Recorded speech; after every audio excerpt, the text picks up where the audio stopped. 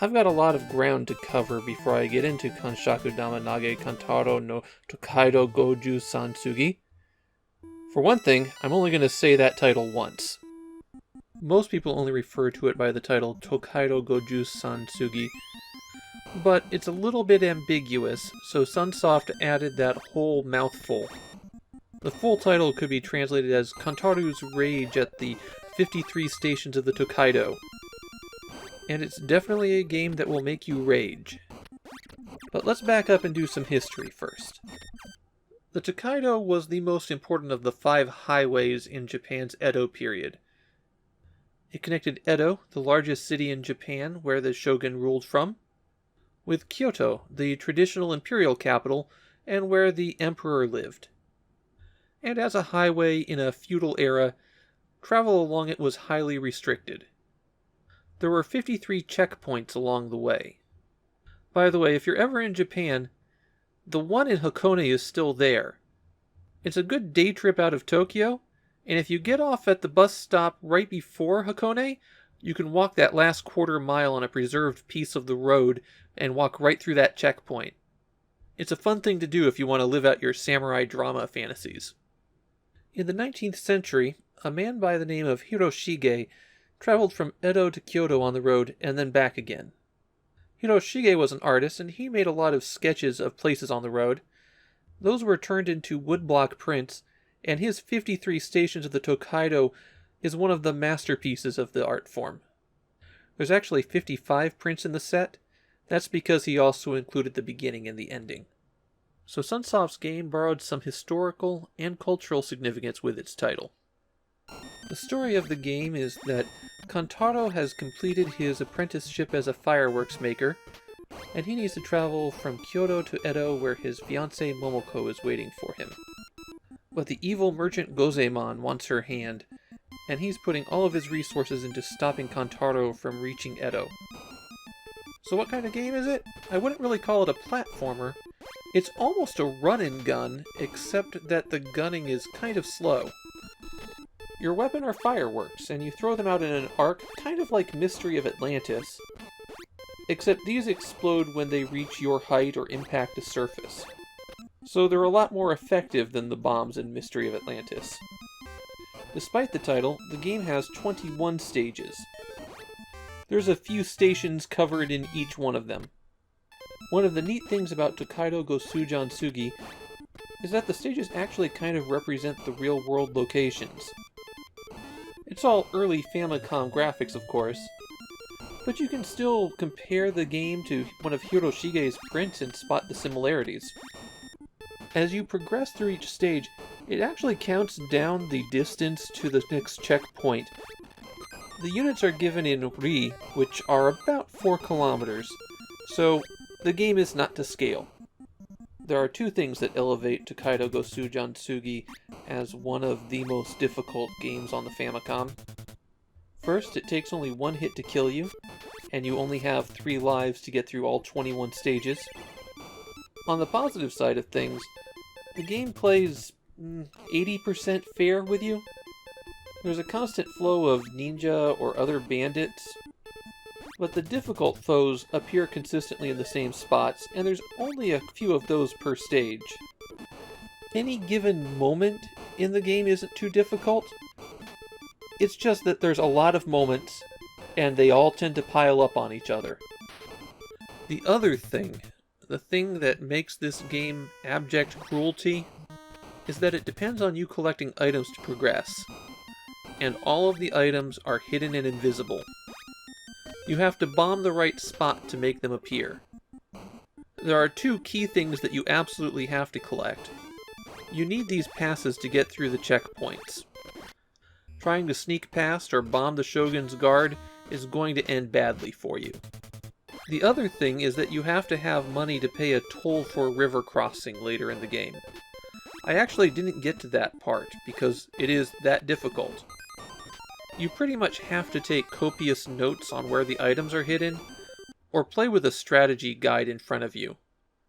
There are other items to collect as well. The sword can prevent your items from getting stolen, and talismans can protect you from the ghosts. This rice ball makes you roll up into a ball, and then you bowl over enemies. It's the only way I've found to take out the gun-wielding Goemon. Getting the sandals lets you walk on clouds, but when you have them enabled, the enemies can also walk on clouds. I have a few tips to deal with the enemies. For the ninja and the bandits, they always bounce, and so it's often better to run forward to get underneath them than turn around and hit them with a firework. You can't knock out the guy stabbing through the bridge until he jumps up, so don't bother trying.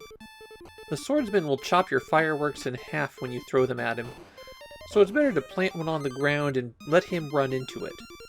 In the right circumstances, you can hit his feet though. Watch out for this guy with the throwing knives. Just take it slow and get in there between the shots. And for dealing with Goemon, the best thing I found to do is just run away. If you can get clear of him, you can jump over his bullets pretty easily. One thing you can't do is hang around the stage looking for hidden items. If you take too long to reach the next checkpoint, more and more enemies start showing up. It's not impossible to get through them, but why do it if you don't have to? I think Toukaidou Gojuusan-Tsugi shows that Sunsoft is getting better. They're not there yet, but we're seeing some big steps up in graphical style, the music, and it controls pretty well. At least well enough that I don't feel like it's the game's fault when I get hit. Well, most of the time. But doing this game with no continues, and demanding players search entire stages for hidden items to be able to complete it, those are some pretty big flaws. If you want a major challenge, then this is a game for you.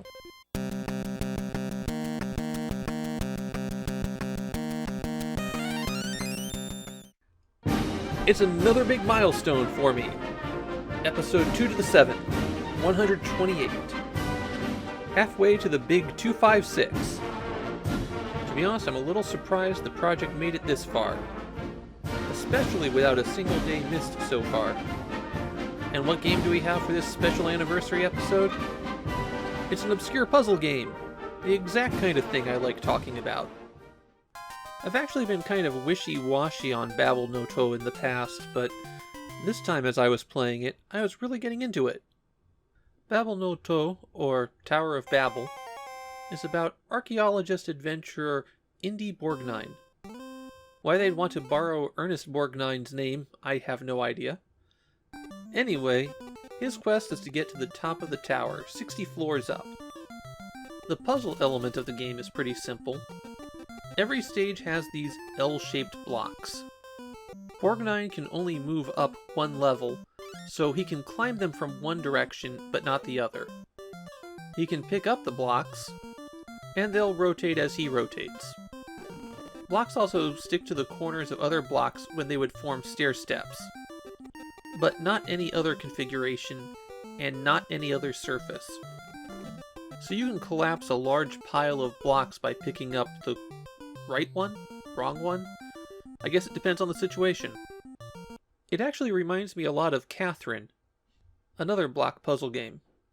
So you have to manipulate those blocks to collect any crystal balls that are on the stage, and then get to the exit. Not all stages have crystal balls either, so don't worry about it if you don't see them. Blocks can also be used to squish enemies, but if you're carrying one and fall, then it can squash you unless it gets caught on another brick on the way down. One more thing you need to know about the blocks. Borgnine has limited strength, and every time he picks up a block, it goes down by 1. So you need to plan your moves carefully. You can't just pick up blocks and throw them around. To help with that planning, if you pause the game, you can scroll up and down the screen. You'll need to do this to figure out a lot of the stages. So as you'd expect, it's a lot of geometry puzzles, and they do ramp up to be pretty difficult quickly.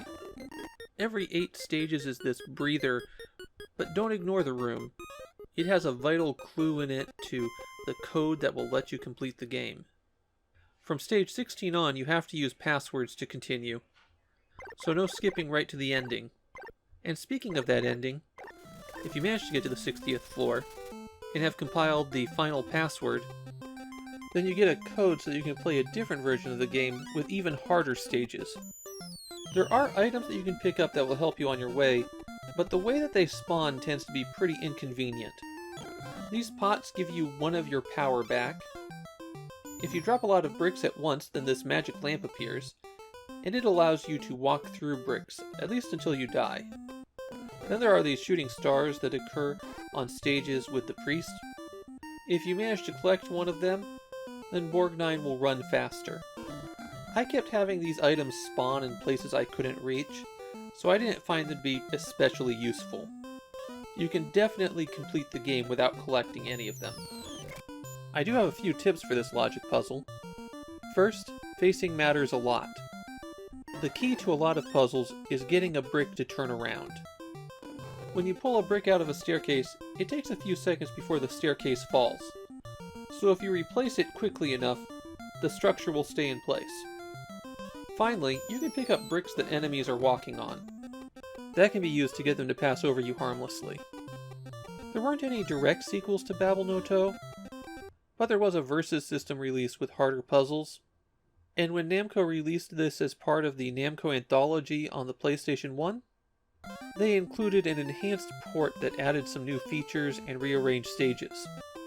So Babel no To is a pretty interesting little game. Although it's obviously a close cousin of other block arranging games, the staircases that you have to build give the game its own unique spin. I don't think it'd make my top 5 puzzle action games on the Famicom, but I think it would make it into my top 10.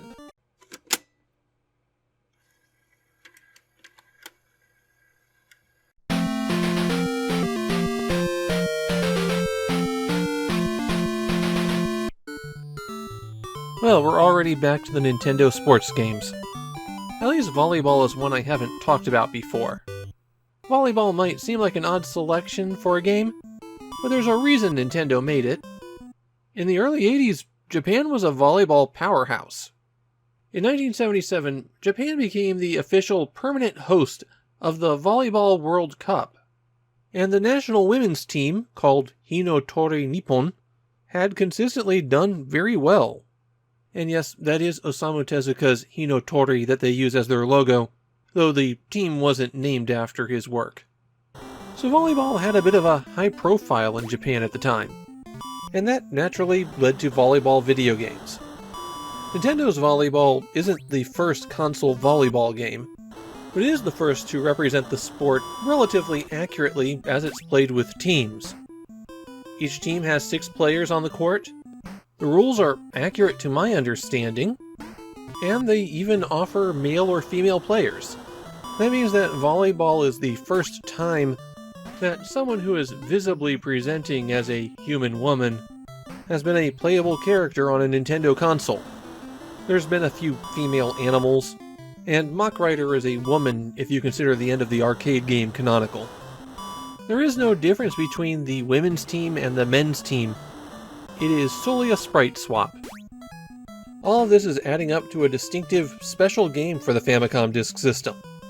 Just one problem. Volleyball isn't very good. If you're playing on your own, you're always playing as the Japanese team, and then you select your opponent. The opponent is actually a difficulty selection, and the difficulty is determined by that country's standing in the Volleyball World Cup. So USSR on the top, and Tunisia at the bottom.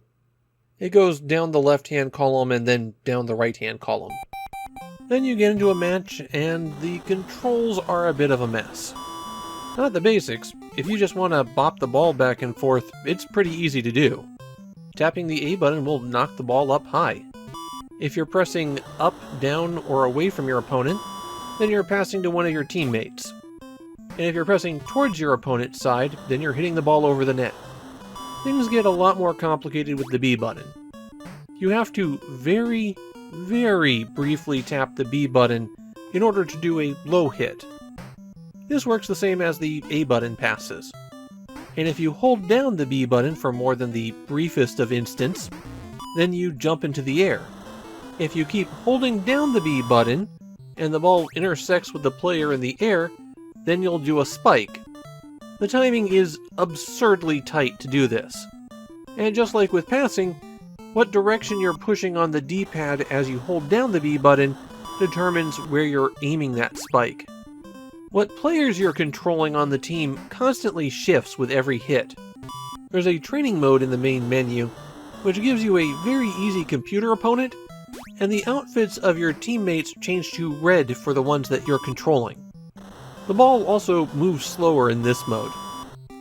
In the versus match, you have to score 15 points before your opponent to win the game, and you have to win 3 games to win the match. The big problem with volleyball is that it's very difficult to understand exactly where the ball is going and where your players are positioned relative to it. There's a certain amount of area around the players where they'll interact with the ball, but I really couldn't get a grip on how far away that was. There's lots of shots where I didn't get the ball but I thought I should have, and plenty where I thought I was too far away and then they still hit the ball. Volleyball feels inconsistent. It makes it more frustrating to play volleyball than it really should be. When the match is over in volleyball, the whole thing is over. You're back to the main menu. There's really no progression here. Now, despite these problems, volleyball was a monster hit.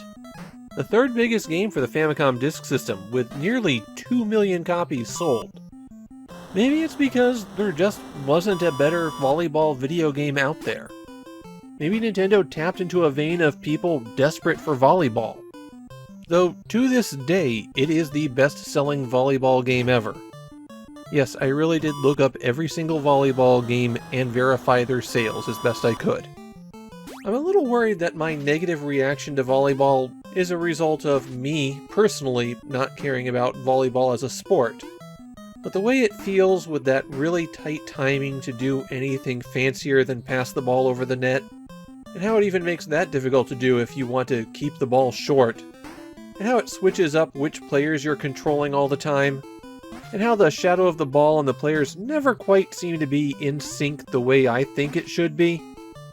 It all makes me feel that volleyball really isn't that great of a game. Probably not worth revisiting at all. And similar to other Nintendo sports titles, I suspect it succeeded mainly by being there. Sometimes all you need to do to win is show up.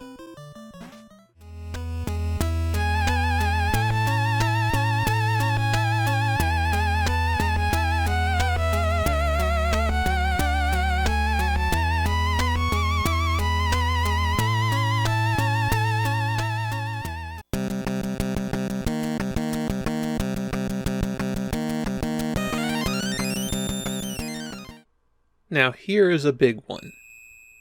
Ganbare Goemon Katakuri Dochu kicks off the Goemon series properly, and it's the first Famicom cart that's 2 megabits in size. Technically, there's an arcade game that precedes this called Mr. Goemon, but it was really the Famicom games that made the series take off. And I really like Goemon.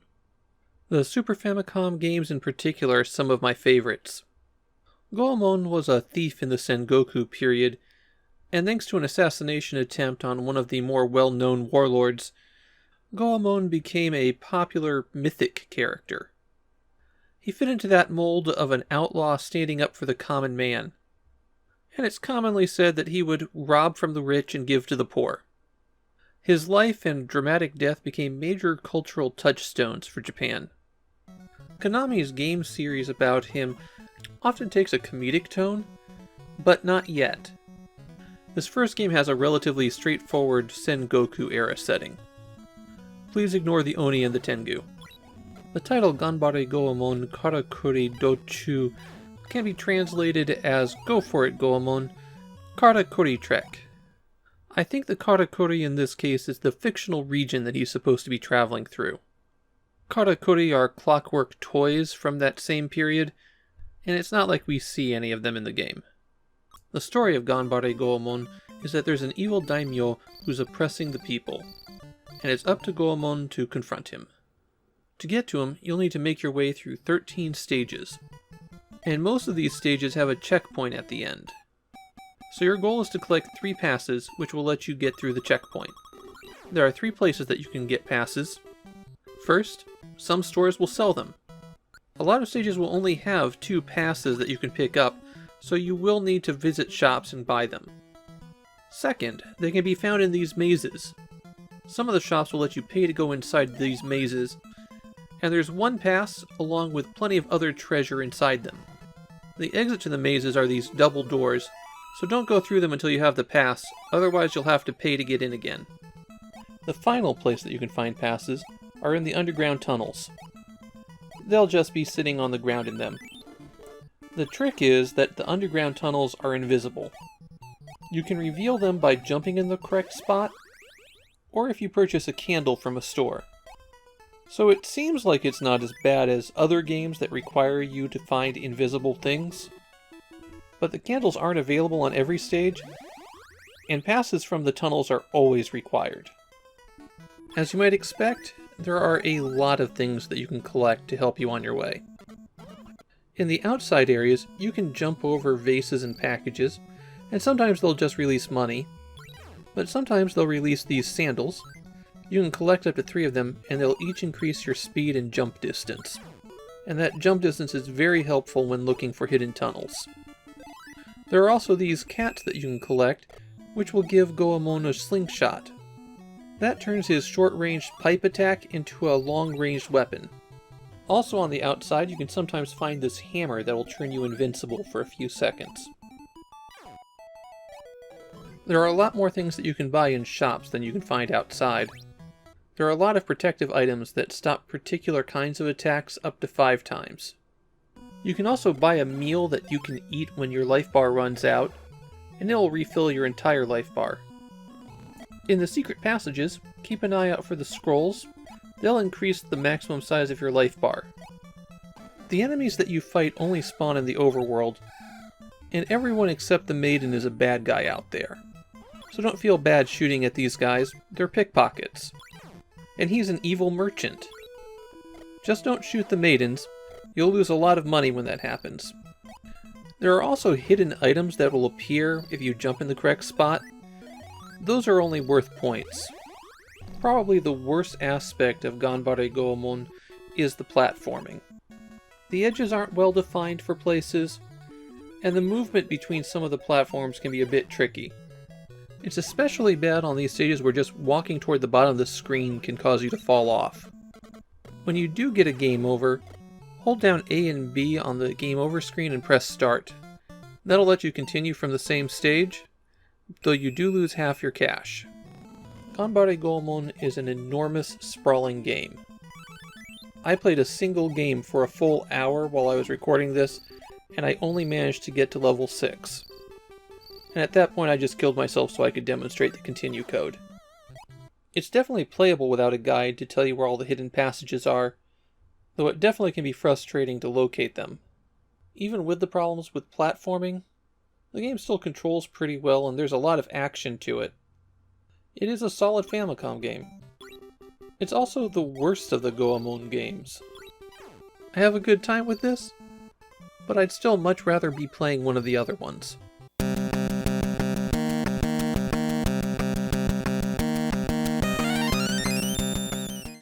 With Solomon no Kagi coming out right on the heels of Babel no To, you might think that we're starting to see a flood of action puzzle games. But this one's just one of those weird coincidences. There's only 2 more action puzzle games for the rest of the year, and 4 games aren't really a trend. The title, Solomon's Key, is taken from a real-world grimoire. You've probably seen illustrations from it before, since it's a common reference for anyone who wants some elaborate-looking magic. In the game, Donna the Witch is attempting to recover the book. They'll have to go through 50 stages of puzzle-solving action before they have a chance to get it. Dana's primary method of solving puzzles is creating and destroying blocks. Pressing the A button swings your wand in front of you, and if there's a block there, it's destroyed, and if there isn't a block there, one is created. You can crouch down to make blocks below you, and you can inch your way out onto the edge of blocks to get one further away.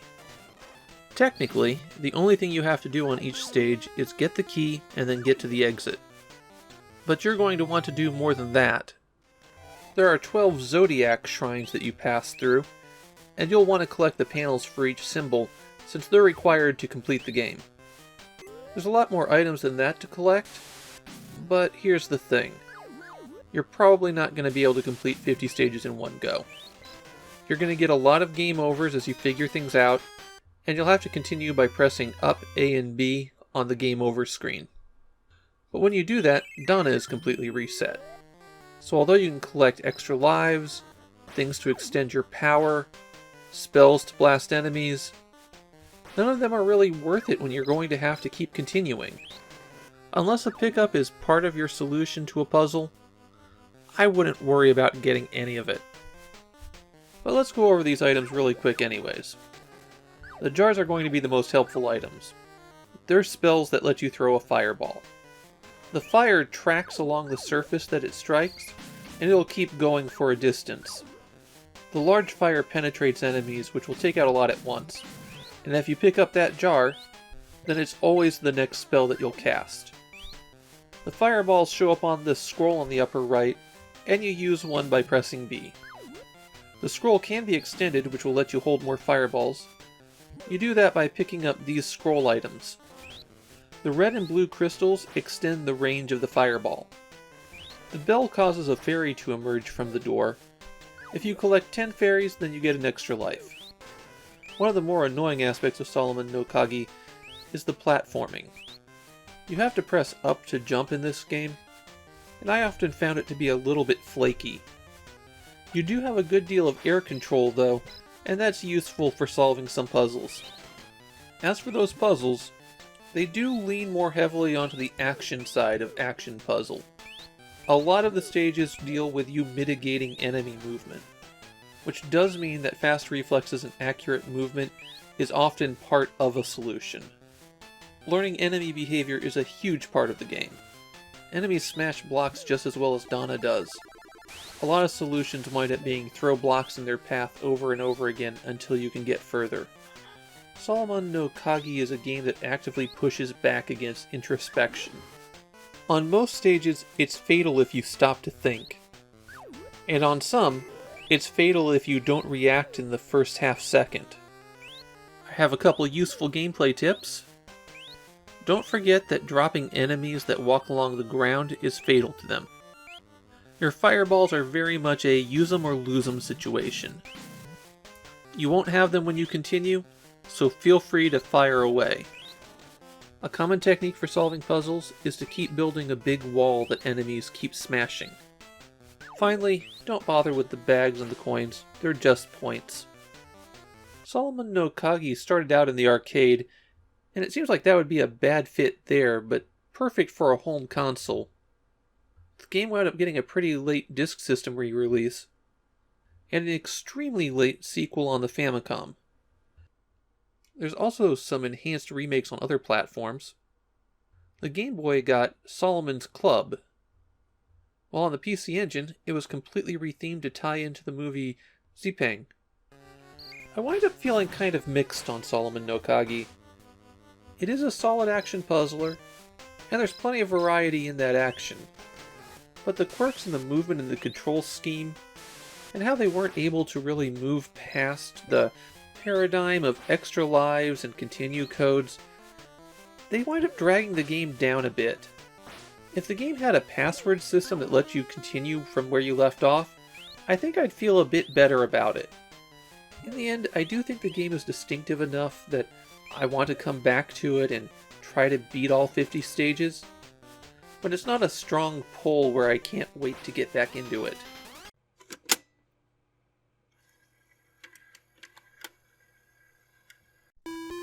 It's honestly a little bit surprising that it took me this long to get to Soukoban.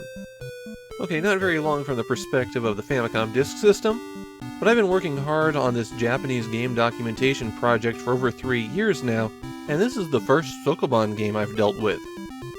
Namida no Soukoban Special is also the first third-party game on the Famicom disk system. We're now 5 months after launch, and games from other companies are just now reaching the FDS. It definitely implies that Nintendo was not working with their third-party partners when they prepped this hardware for release. Especially when you consider that a Soukoban game is one of the quickest games that you could make for a system.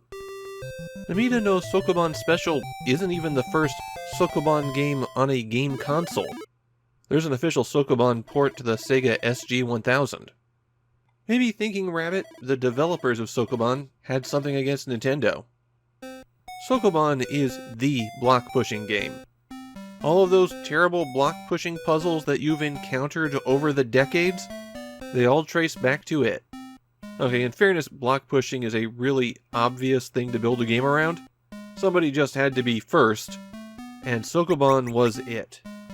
Originally created for the PC 8801 in 1982, a version of Soukoban has been released for virtually every platform since then. The most recent releases are for the Nintendo Switch and PS4. This is a game with some very long legs. Soukoban technically has a story.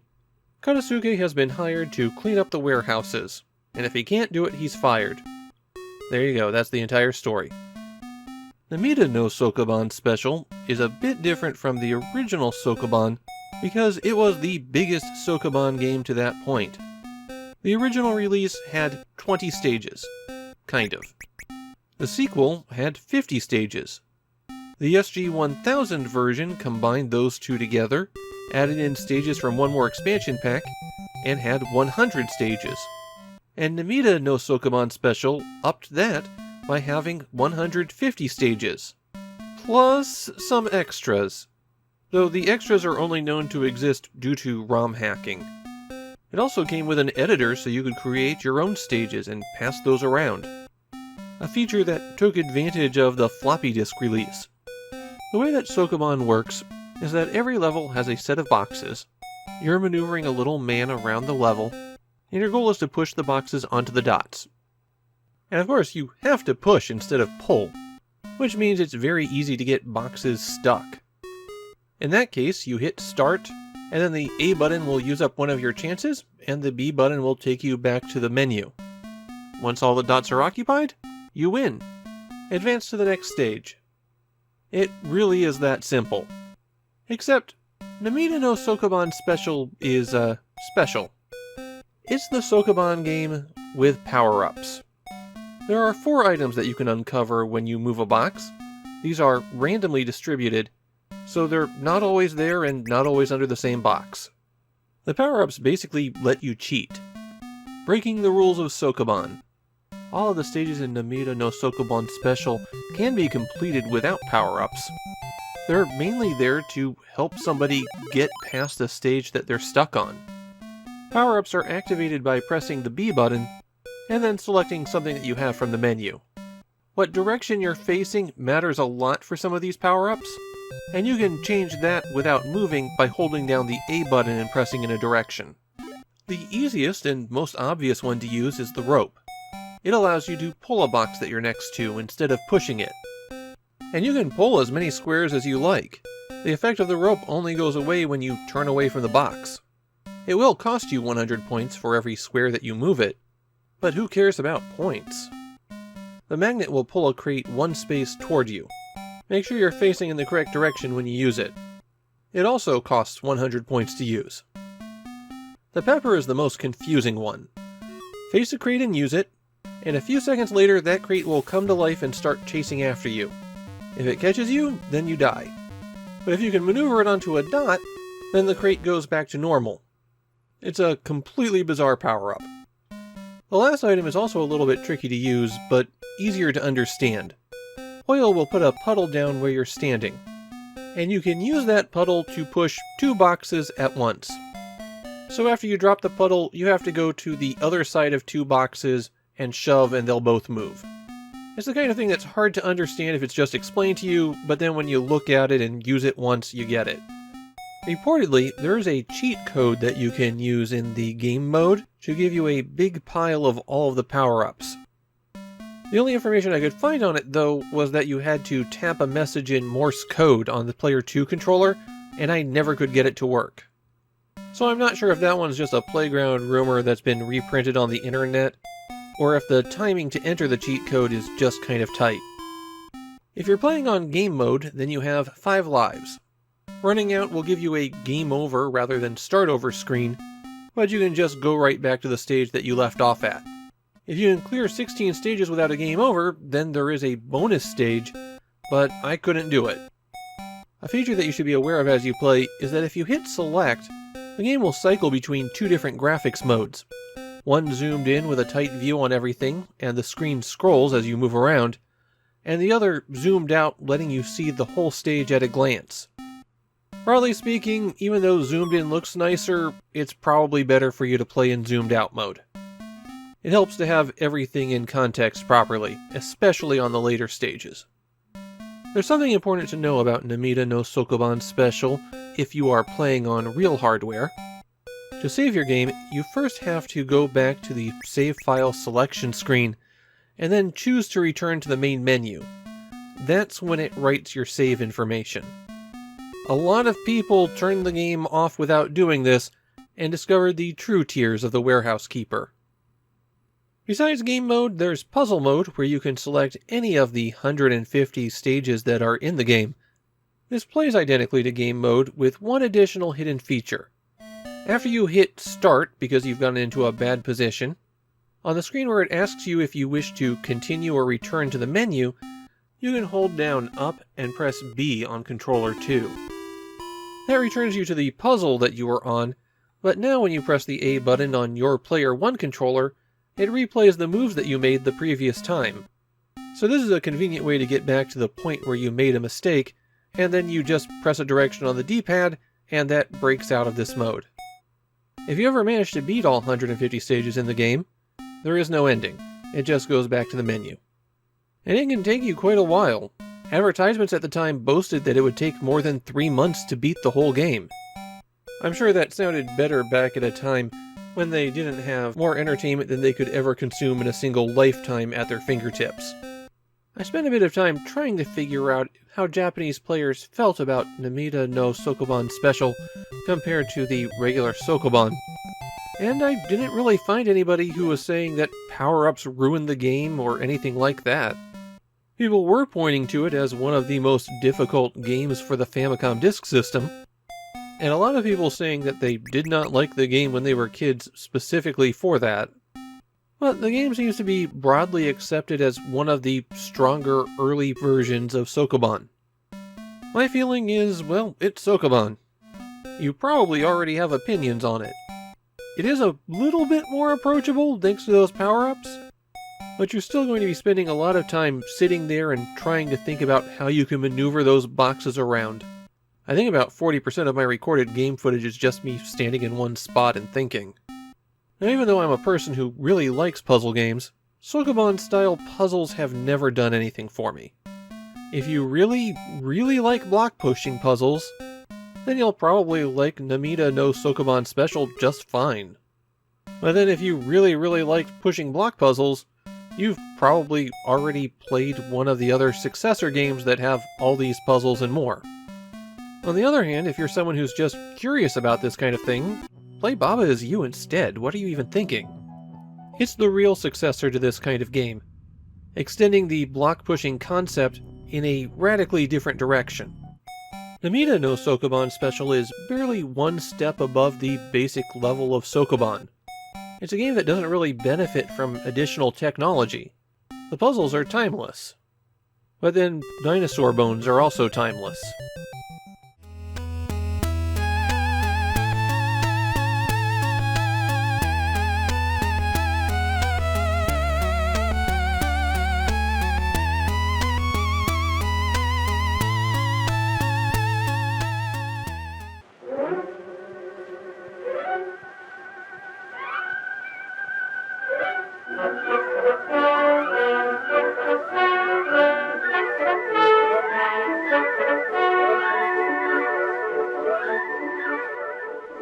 Before I can talk about Valkyrie no Bouken, we need to step back in time 6 months.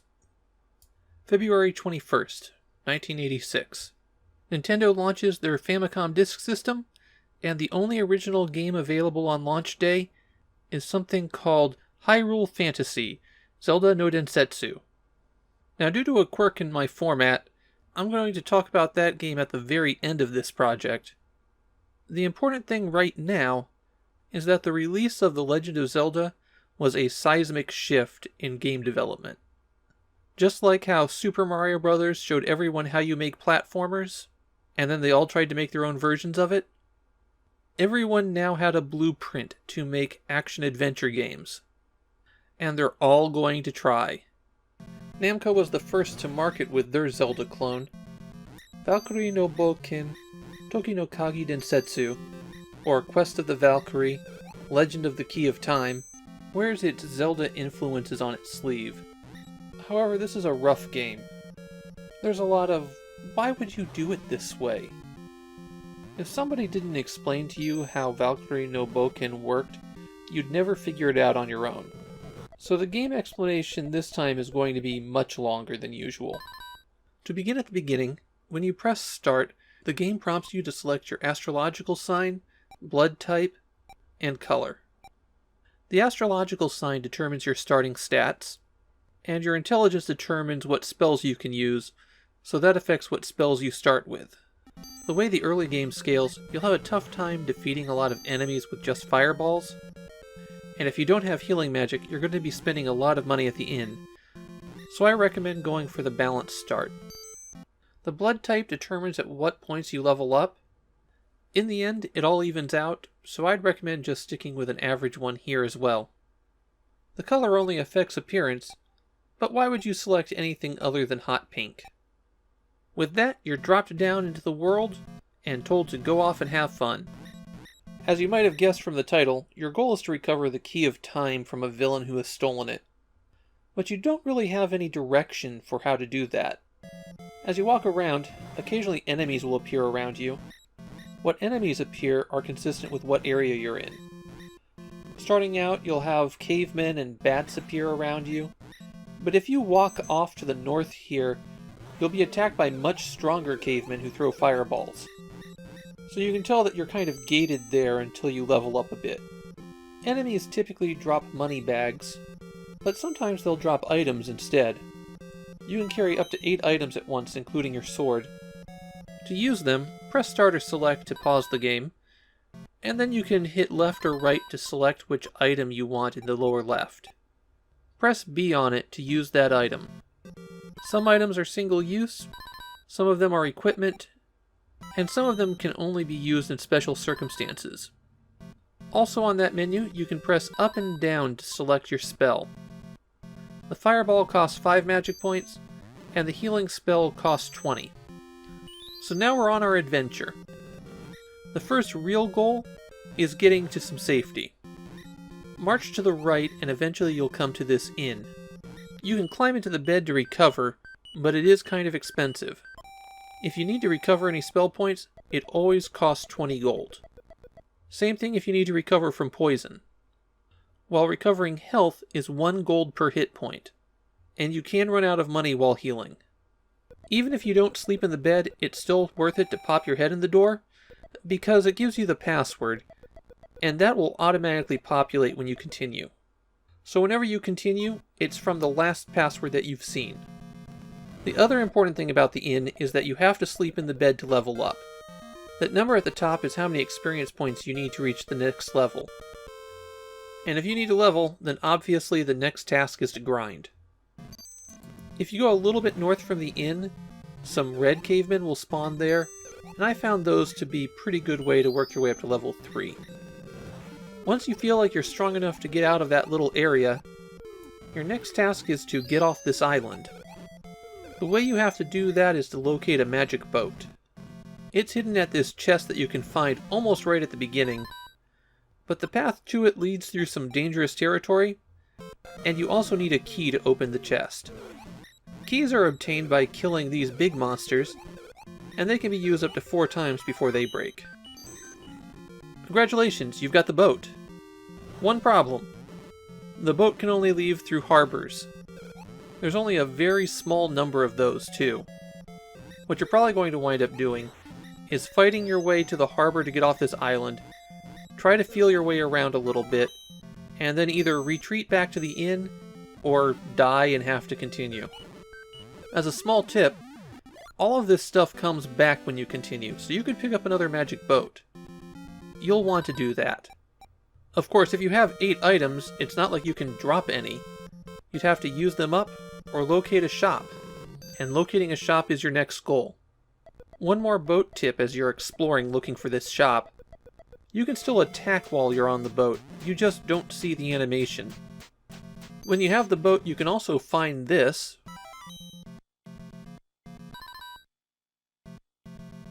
Putting the helmet on reduces damage until you die. I read that it goes away if you take enough damage, but I never saw that effect. It only went away when I continued. Congratulations, you found the other big harbor, and then explored the continent enough to locate the inn and store. Just so you know, even though you get a password at this inn, you still go all the way back to the beginning when you continue. In the store, you can approach the scale and hit start to sell off items. And I definitely recommend that you do that for just about everything that you don't immediately need. There's always a magic boat right at the start and a key along with the monster, and those are two of the most expensive items you'll find, so go ahead and sell them. Also, items with one use left on them are still worth just as much to this guy as items with full uses left. Now that we're at the shop, let's walk through these items. The potion in the Dewar flask is a health potion. The potion in the Erlenmeyer flask is an antidote. Some monsters can poison you, but so can bumping into mushrooms or cacti. The axe is a vital item. You can use it to attack enemies, but it's not very strong. What it's good for is chopping down trees and smashing through hills. You have to have a high physical ability to get through hills, though. Each one gives you 40 swings of the axe through an obstacle, and you'll need them to cut open paths to the next areas. The sword is an upgrade to your short sword, so once you buy it, you can sell your basic one. The lamp lights things up, of course. That includes the night, though there's no practical difference between the night and day, even though it cycles. The time is just used for one puzzle in the game. Finally, the cloak protects you from environmental hazards like hot sand or frozen tundra. So now that you're re-outfitted, you can start chopping through trees, and you'll find this hinge. Stand in the square in front of it, and then press A. That will teleport you to another hinge, and which one you go to depends on what direction you're facing. If you can get to one of these wells, they're dungeons, and you'll definitely want to have a lamp when you explore them. So there's a lot going on in Valkyrie no Bouken, and overall as a game it's not bad, but it does have some critical flaws. First, those save points are really far apart. When you're exploring, you're going to have a very difficult time locating the next one. If you continue immediately after a game over, then your inventory is preserved. But if you power off and restart using the password, you start out with nothing. For as long of password as they have, you'd think they'd be able to store your inventory. There's only one Valkyrie game on the Famicom, so we won't be seeing her again. There is a PC Engine game that's a port of the arcade game that inspired this, and a Super Famicom spin-off starring the shopkeeper. This game did get a remake on the PlayStation as part of the Namco anthology. It adds some more guidance for the player so you're not just wandering around wondering what to do. As for Valkyrie no Bouken Toki no Kagi Densetsu, it's got a pretty steep barrier to entry where you just don't know what anything does or what you're supposed to be doing. But once you've crossed that hurdle, it's a pretty neat little game. I can tell you I stored my password so I'll be able to pick this one up again later, right where I left off.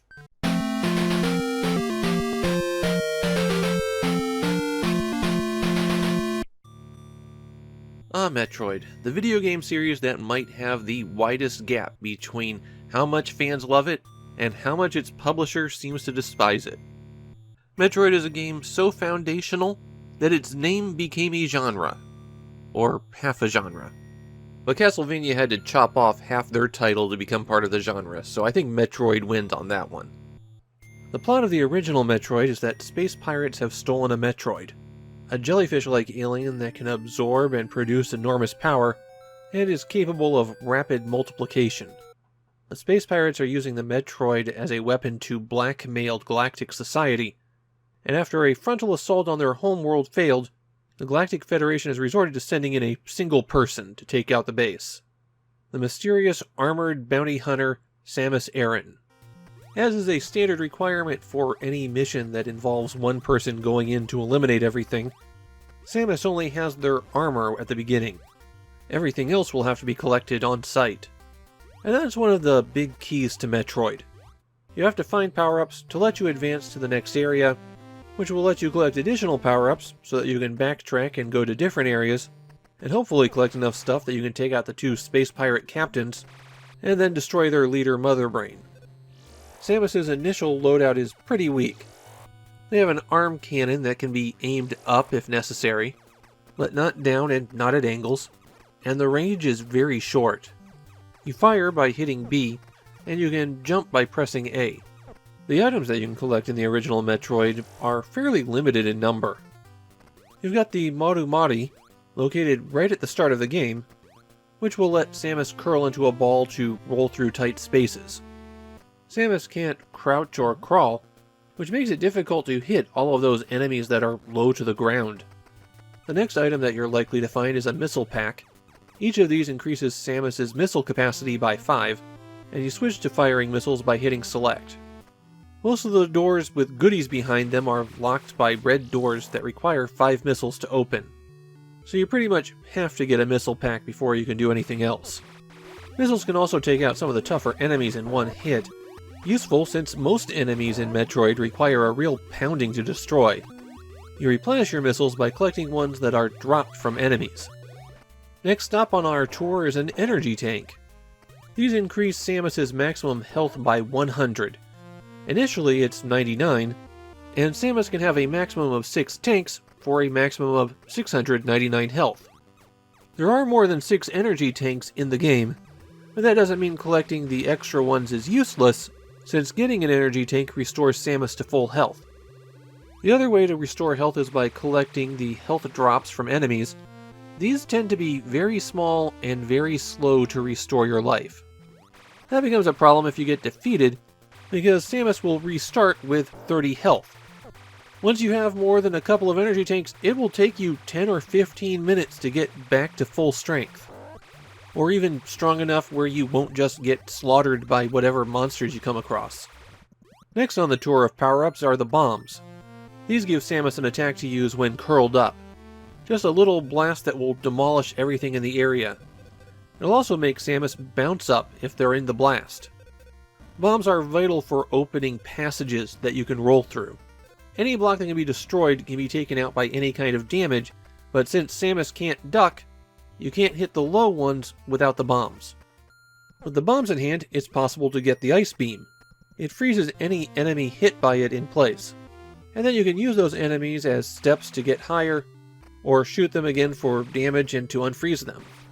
The Ice Beam isn't a great weapon. Freezing doesn't hurt enemies, so you have to shoot them twice as much to defeat them. However, the Ice Beam is almost required to beat the game. It is technically possible to get through the final section without freezing enemies, but it is also very unlikely that you can pull it off. The Ice Beam's alternate is the Wave Beam, which I didn't collect while I was recording. It has the power to shoot through walls, does extra damage, and travels in a path where it will hit things low to the ground. High Jump does the obvious thing and lets Samus jump a lot higher. There's a later jump power-up that I didn't collect called Screw Attack that turns Samus's jumping somersault into an attack. The High Jump lets you access the Barrier Suit. Okay, I guess that one's permanently localized as Varia, though it really is supposed to be Barrier. It reduces the damage that Samus takes by half. The final power-up is the Long Beam. It increases the range of Samus's shots.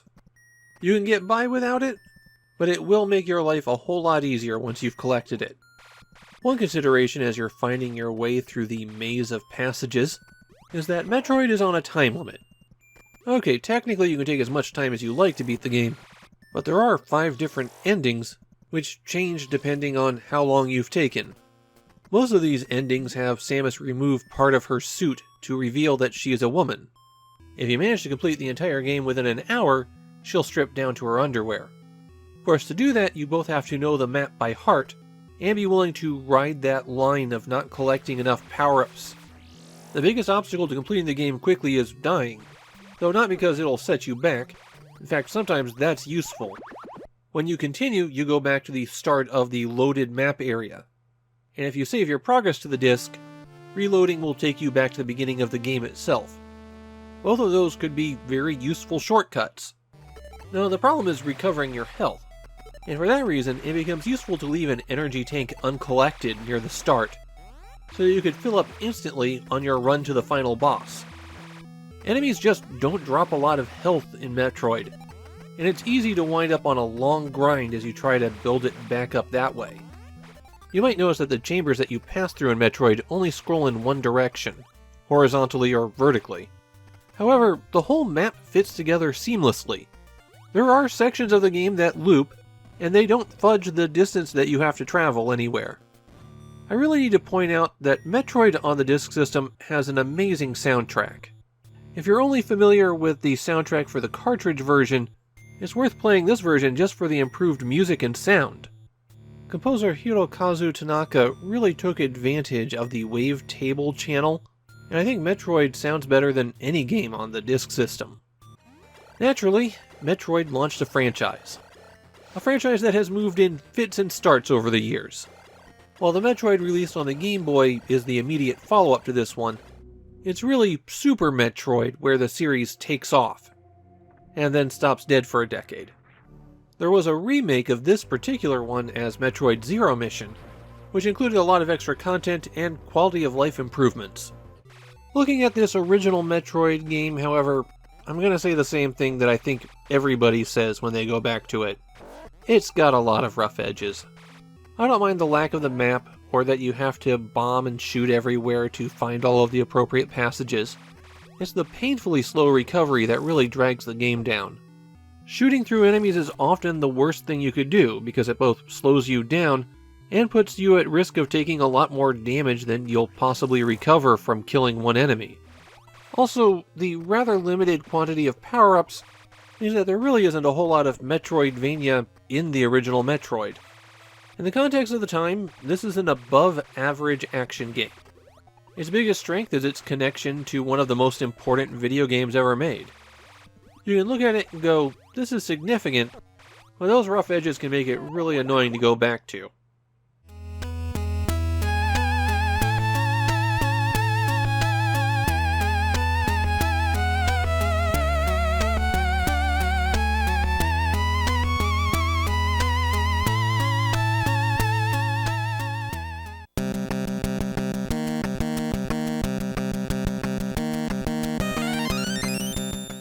The box for Musashi no Ken Tadaima Shugyochu tells people that it's the Famicom's first competitive game.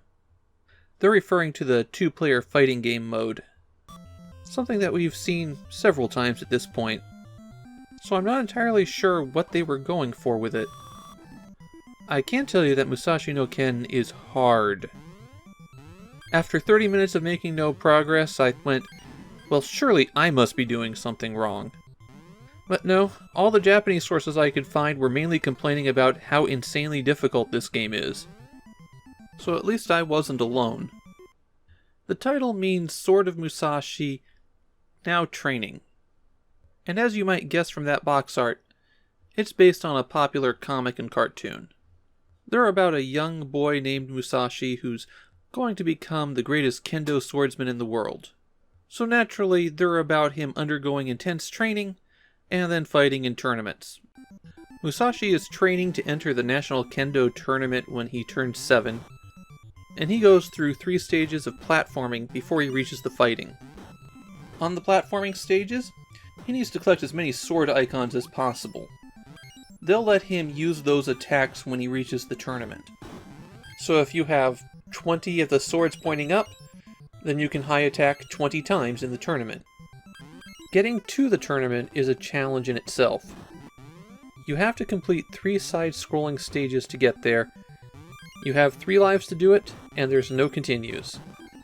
And naturally, it's amazingly lethal. At least you have hit points. You start with 50 of them, though you can get more by collecting bandages or rice balls. The thing is, touching anything does 25 damage. So it's better than nothing, but it's still not great. And the stages have infinitely spawning enemies that come in at random points, and some of them move in ways that are ambiguous. It's really hard to move through this forest of spears falling at you. While you're working your way through the stage, your dog Juichi is also doing the same. And if the dog reaches the end of the stage before you do, then you lose a life. If for some reason you wanted the dog to move slower, on the title screen you can press A, B, and down. It also makes the dog trip. So you have to keep moving. But these are training grounds, and part of that is swinging your sword at just about everything, because something collectible is going to be hidden everywhere. Most of the time there'll be sword swings, but there's other power-ups. The frog will make you jump higher.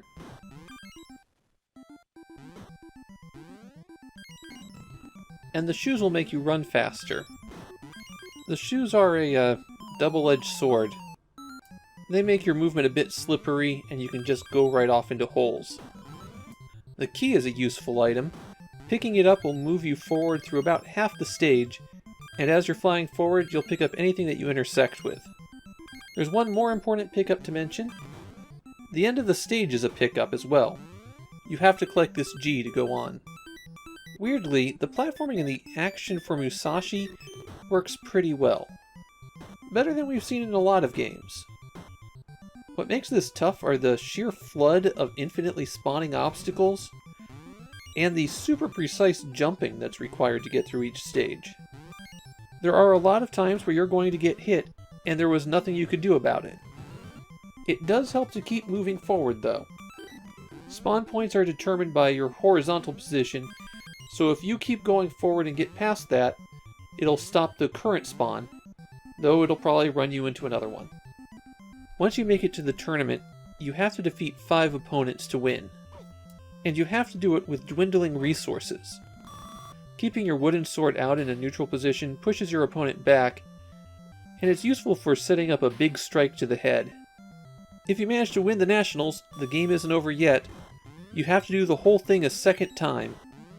To beat the game, you have to win the tournament a second time. I have one more curiosity about Musashi no Ken for you. Apparently there's an infamous trick for it. Bumping the game just right could make Musashi invincible, even to falling in pits. I gave it a few tries myself and couldn't replicate it, though. I found Musashi no Ken to be intensely frustrating. It actually feels okay in play, but everything past those controls and movement is just a bad idea. Collecting sword strikes is not a fun concept, and the level design actively hates people. Musashi no Ken shows promise, and in its own way that's worse than just being outright awful.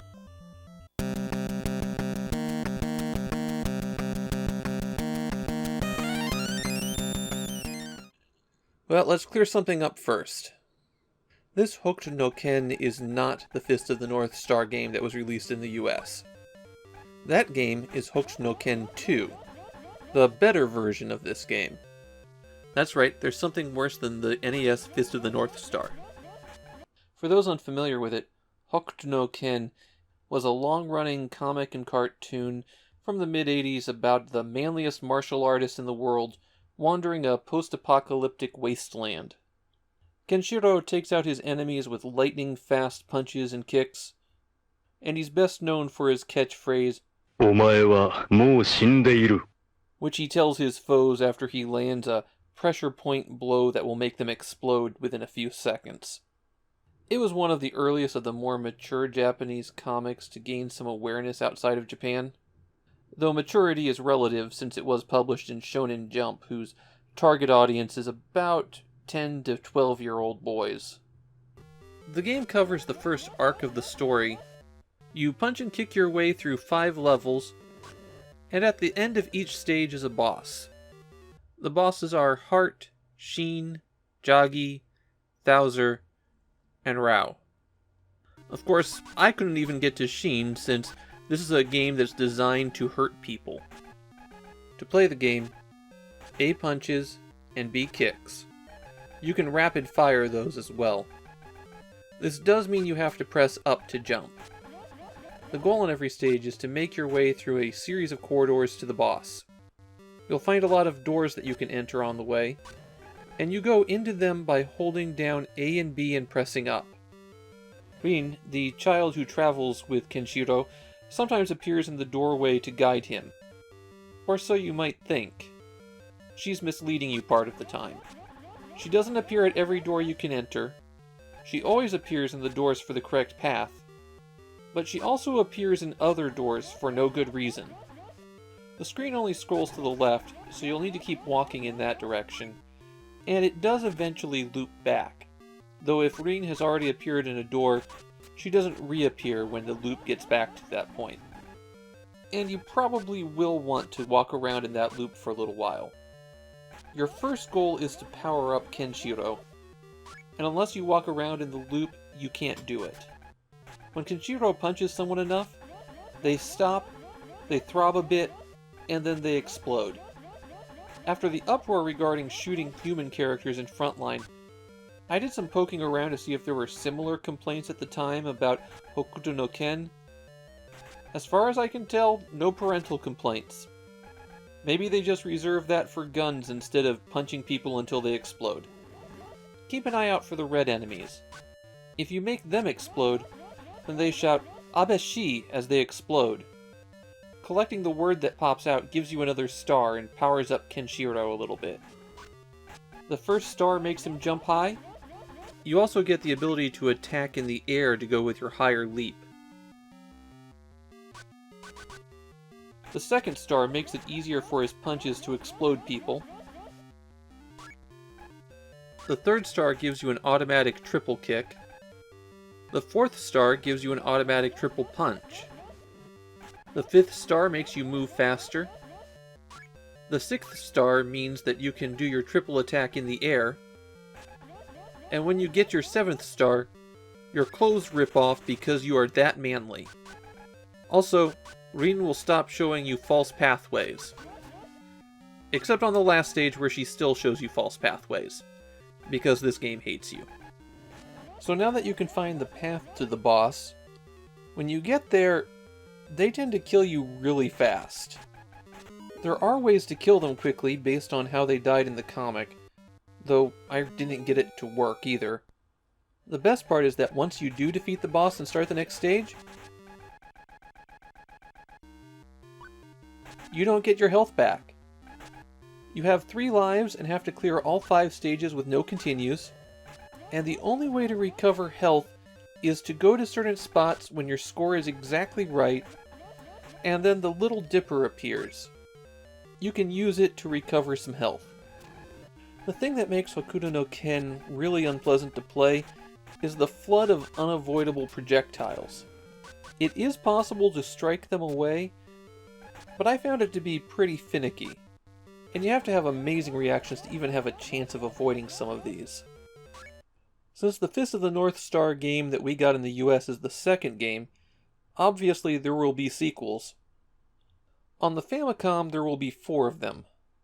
Plus, Kenshiro appears in 2 more Famicom games. This is probably the worst of them, but that doesn't mean the other ones are good. Hokuto no Ken games have a long history of being terrible, and that history starts right here. I wouldn't play this one even out of masochism.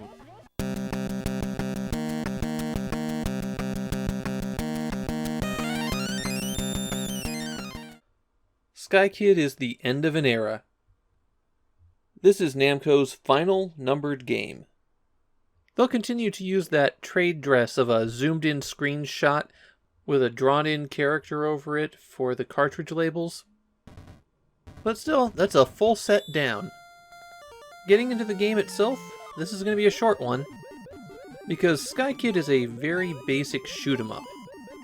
It's a port of an arcade game that had been out for about 6 months or so at this point.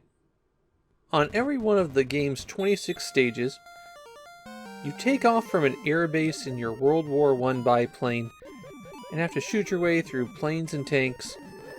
Eventually, there will be a bomb sitting on the ground. You pick that up, Then carry it off to the target structure, which will be a 3-part building or ship. You drop the bomb right in the middle for the big points, and then land at the airbase again. The A button shoots your machine gun, while the B button has Sky Kid's big trick. Pressing it makes you do a loop, and when you do that loop, you also move in the direction that you're pressing when you hit the B button. So you can loop and wind up higher or lower down. While you're looping, you can't be hit, which makes it a vital technique to get through the stages. But when you're carrying the bomb, you can't loop. The B button is what releases the bomb. So if you have to dodge, you lose your opportunity to bomb the target. When you're hit in Sky Kid, you don't automatically die.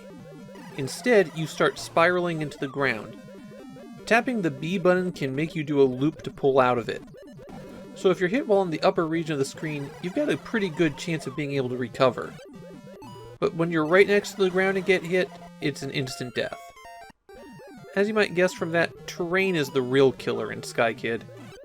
Bumping into anything will be lethal, and it tends to vary an awful lot. Always remember that you can use the loop if you need to gain altitude in a hurry. Probably the most interesting thing about Sky Kid is the sheer quantity of hidden features in the game. Show off to the girl, and you get rewarded with kisses at the end of the mission. Do a loop at the sign and you might get a medal. There's a lot of places in the game where performing a loop correctly will have an effect, and they add a fun extra bonus. And that's literally all there is to playing Sky Kid. No power-ups, no special weapons. The game is very slow-paced, which gives it an odd feel. You don't move very fast, except when you loop, but the world is also going very slow. Sky Kid feels downright leisurely compared to other shoot-'em-ups. When you get a game over, you can't continue from the mission that you died at. You have to hold down and left on controller 2, and then press start on controller 1. That won't necessarily help you do much to complete the game. Getting through some of the later stages with just 3 lives is not simple. You might have noticed that the characters on the game box are birds. Their names are Red Baron and Blue Max, so I guess you're playing as the Germans in this shoot-'em-up. The thing is, the characters are definitely not birds in the game. Nobody's been able to figure out why they chose to use birds. Sky Kid does allow for 2-player simultaneous play, but per usual, I didn't really have the opportunity to show that off. There's something special about the music in the game. It's used in Japan as a baseball fight song. Now I know some of you heard that and went, well, I have to look this up immediately. Don't worry, I did it for you.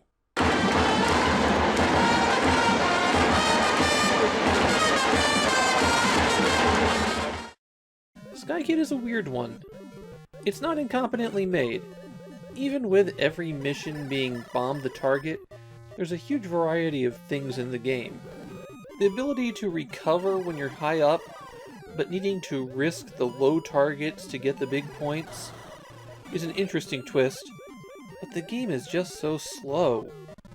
We've already seen people start to release more energetic shoot-'em-ups, and in terms of shooting, Sky Kid feels like a step down from the games we've been seeing on the Famicom lately.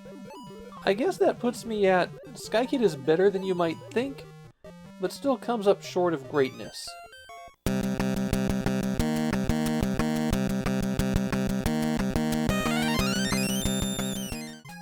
I put in Jajamaru no Daibouken going, hey, I remember this one, I kind of liked it. And it didn't take me very long before I was going, what was I thinking? I enjoyed the original Ninja Jajamaru-kun game. It was a fun, arcade-style action game that wasn't very complex, but had a lot of fun touches. Jajamaru no Daibouken moves the action to more of a Super Mario Bros. Style, and the result is much, much worse. Once more, Princess Sakura has been kidnapped, and it's up to Jajamaru-kun to go rescue her. In this game, he does that by going through 20 side-scrolling stages. They alternate between long pathways and boss fights. On those road stages, for lack of a better term, Jajamaru has to reach the exit door at the end of the stage. Also on the road, you'll find these blocks that you bump your head into to destroy them. And naturally they have goodies inside. Coins are just worth points, but there are 3 items carried over from the previous game that will give you a short-term power-up. The potion makes you invisible, and you can just run through enemies. A step up from the potion is the minecart. You can also run through enemies with it, but this one takes them out when you hit them. For a few enemies, it's the only way to take them out. The shuriken lets your thrown weapon reach the whole way across the screen. And if you collect all 3, then a screen-wiping attack starts to go off and continues for about 15 seconds. When that's happening, run as fast as you can toward the exit. Because one thing you're going to find out is that there's not enough time to hit the bricks and find items and make it to the exit. When time runs out, a flame appears and starts chasing you down. It's not too difficult to avoid it, but why make your life harder if you don't have to? Especially since the rewards in the blocks aren't that great. The worst thing to find in those blocks are these bombs. Touching one of them kills you instantly. And there are a lot of bombs in those blocks. They also have a bad tendency to make the jumps harder once they're in place. The enemies in Jajamaru no Daibouken come out in a regular stream. Like in the previous game, touching enemies doesn't kill you. Only their attacks do. But with some of the enemy patterns, it's possible to wind up getting locked in a permanently stunned state. When you do kill one of them with your shuriken, their spirit will fly up afterwards, and you can collect it for some extra points. Once you reach that door, it's time to go on to a boss stage. The bosses all fly above your head, and you throw your shurikens upward at them. You only need a few shots to take them out, so it's not too difficult. The real challenge is on those longer side-scrolling stages. There's 20 stages in all before the game loops, and there's no continues at all. It's possible to get extra lives through score and collecting items, but it's still going to be tough to get through all 20 levels. The best thing in Jajamaru no Daibouken is the variety. There's a lot of different visual styles for the stages, the bosses wind up being pretty distinctive, and it feels like there's a lot of content in the game. The problem is that Jajamaru no Daibouken is a miserable slog to play. It controls terribly, not having enough time to look for power-ups is just unpleasant, and good luck jumping into any tight spot. It feels like it's a game that didn't know what it wanted to be. Like they were making a more expansive version of the first game, and then suddenly decided to pivot into Super Mario Bros. We're going to be seeing a lot more of Jajamaru.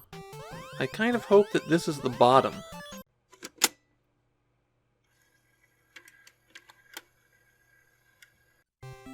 You know, I actually had some kind of special plans for this one. I'd learn how to knit, then use the program to knit a sweater, but I just got too bogged down. Oh well, I'll just have to describe this disc in one of the shortest episodes that this series is going to have. I Am a Teacher, Super Mario No Sweater, or you could just call it Super Mario Sweater, is a disc full of knitting patterns. And this is the point where someone might go, "Oh, isn't it crazy that they made knitting patterns for a game console?" But it really isn't that crazy. It was the family computer after all. And console companies were always trying to come up with a way to pull in people besides the kids playing video games. These days it's more likely to take the form of something like an exercise program. The console manufacturers have dipped their toes into auto mechanics, fish finders, pregnancy tests, financial transactions, sewing machines, though that one's kind of adjacent here. My point is, Super Mario No Sweater is different, but it wasn't that unusual for people to try something and then see if it stuck. The software was developed by Nintendo themselves, but they did it in partnership with Royal Kogyo, a company that produced knitting supplies. It's just a guess, but I suspect it was published by Royal, to try to use their distribution channels to get it into different stores than the usual Nintendo games. As for the software, there's 15 patterns, and quite a few of them don't have anything to do with Mario at all. You select a pattern, hit start, enter some measurements, and then it does a calculation to let you know about how much yarn you'll need. Hit start again, and you'll get layouts for the different panels. Selecting one of these and pressing start will give you measurements for that panel, and then you can select what row you want the pattern to start at, and then you follow along with the pattern. Most of the Mario-themed content here are sprites ripped directly from the game. Mario or Luigi just standing there. They do have an especially strange-looking princess. It feels like whoever did the pattern there might have been going off some early design concept. I know she looks odd in the original Super Mario Bros., but this is off-model even for that.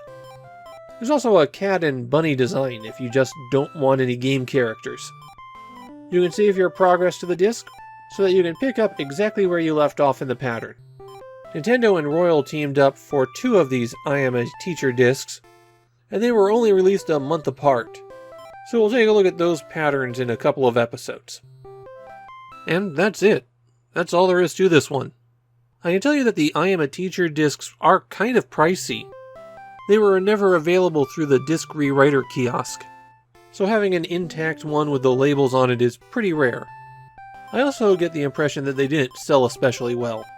But hey, you try an experiment, sometimes it doesn't pay off.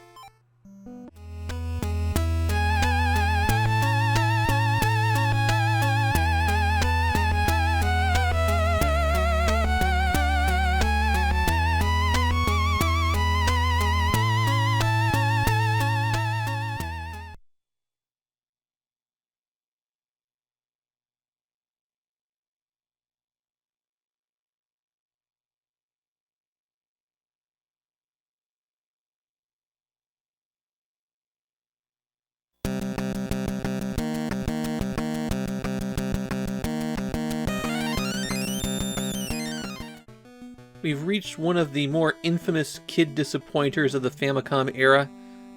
Kidou Senshi Zeta Gundam Hot Scramble lured children in with promises of giant robot action. And what kids got out of it was less hot scramble and more hot mess. To give the 30-second overview of Gundam, it's the cultural equivalent of Star Wars, a sprawling sci-fi epic that spawned a multimedia empire that's popular the world over. Zeta Gundam was the second Gundam television series, and there's a good argument that it's the one that made the franchise popular.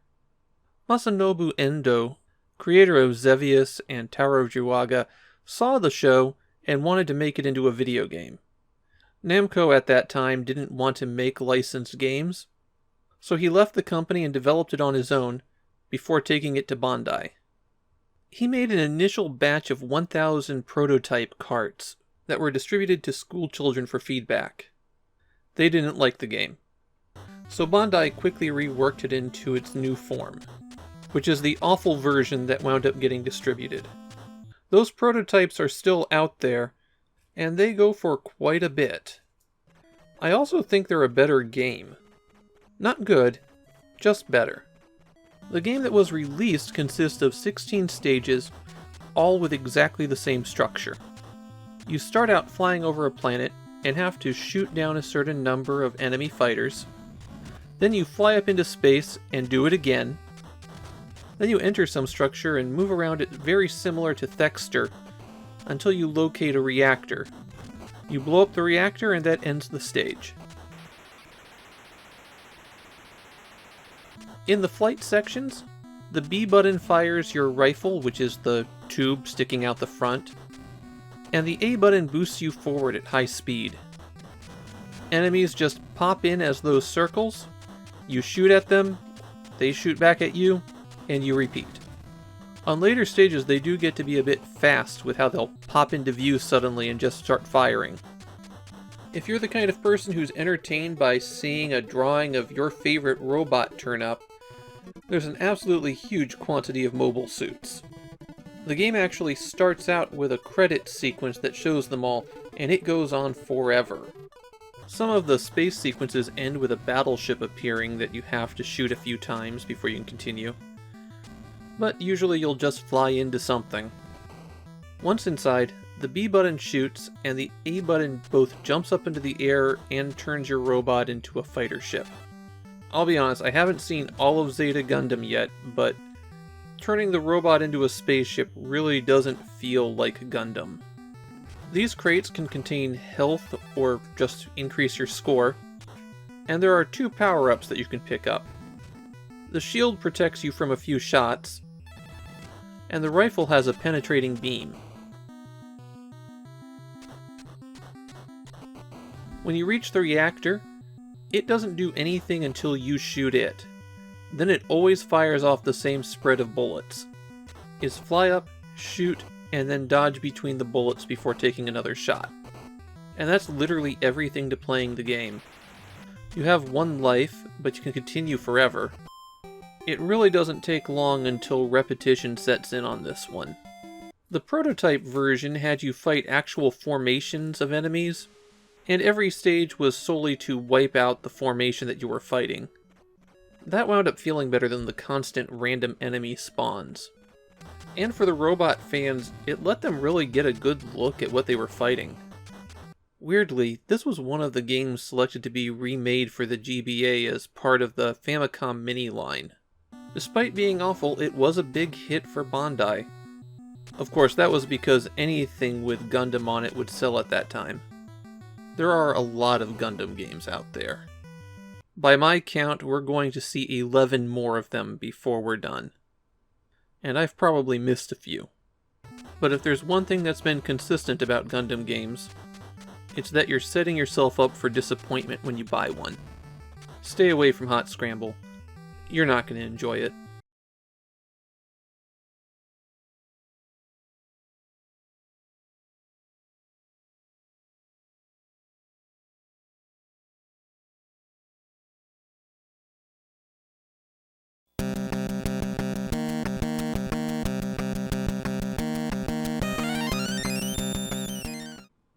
I'm going to start with what it was like for me to play ASO, or Armored Scrum Object, or Alpha Mission. For 20 minutes, I played up to about the halfway mark of the first stage over and over again. Then I got the brilliant idea to actually check the manual. Once I knew what I was doing, I actually used the tools available to me and made some pretty good progress. But even when you know what you're doing, ASO can wind up being pretty cruel. As you might guess, this is a port of an arcade game, and in terms of mechanics, it's kind of a halfway step between Gradius and Xevious. On the Famicom, the B button shoots the main gun, while the A button fires a ground-targeting missile. That missile has unlimited range, but it's slow firing, so you'll still want to pick your shots with it. If you don't, you're going to miss some of the ground targets, and that's where all the power-ups are hidden.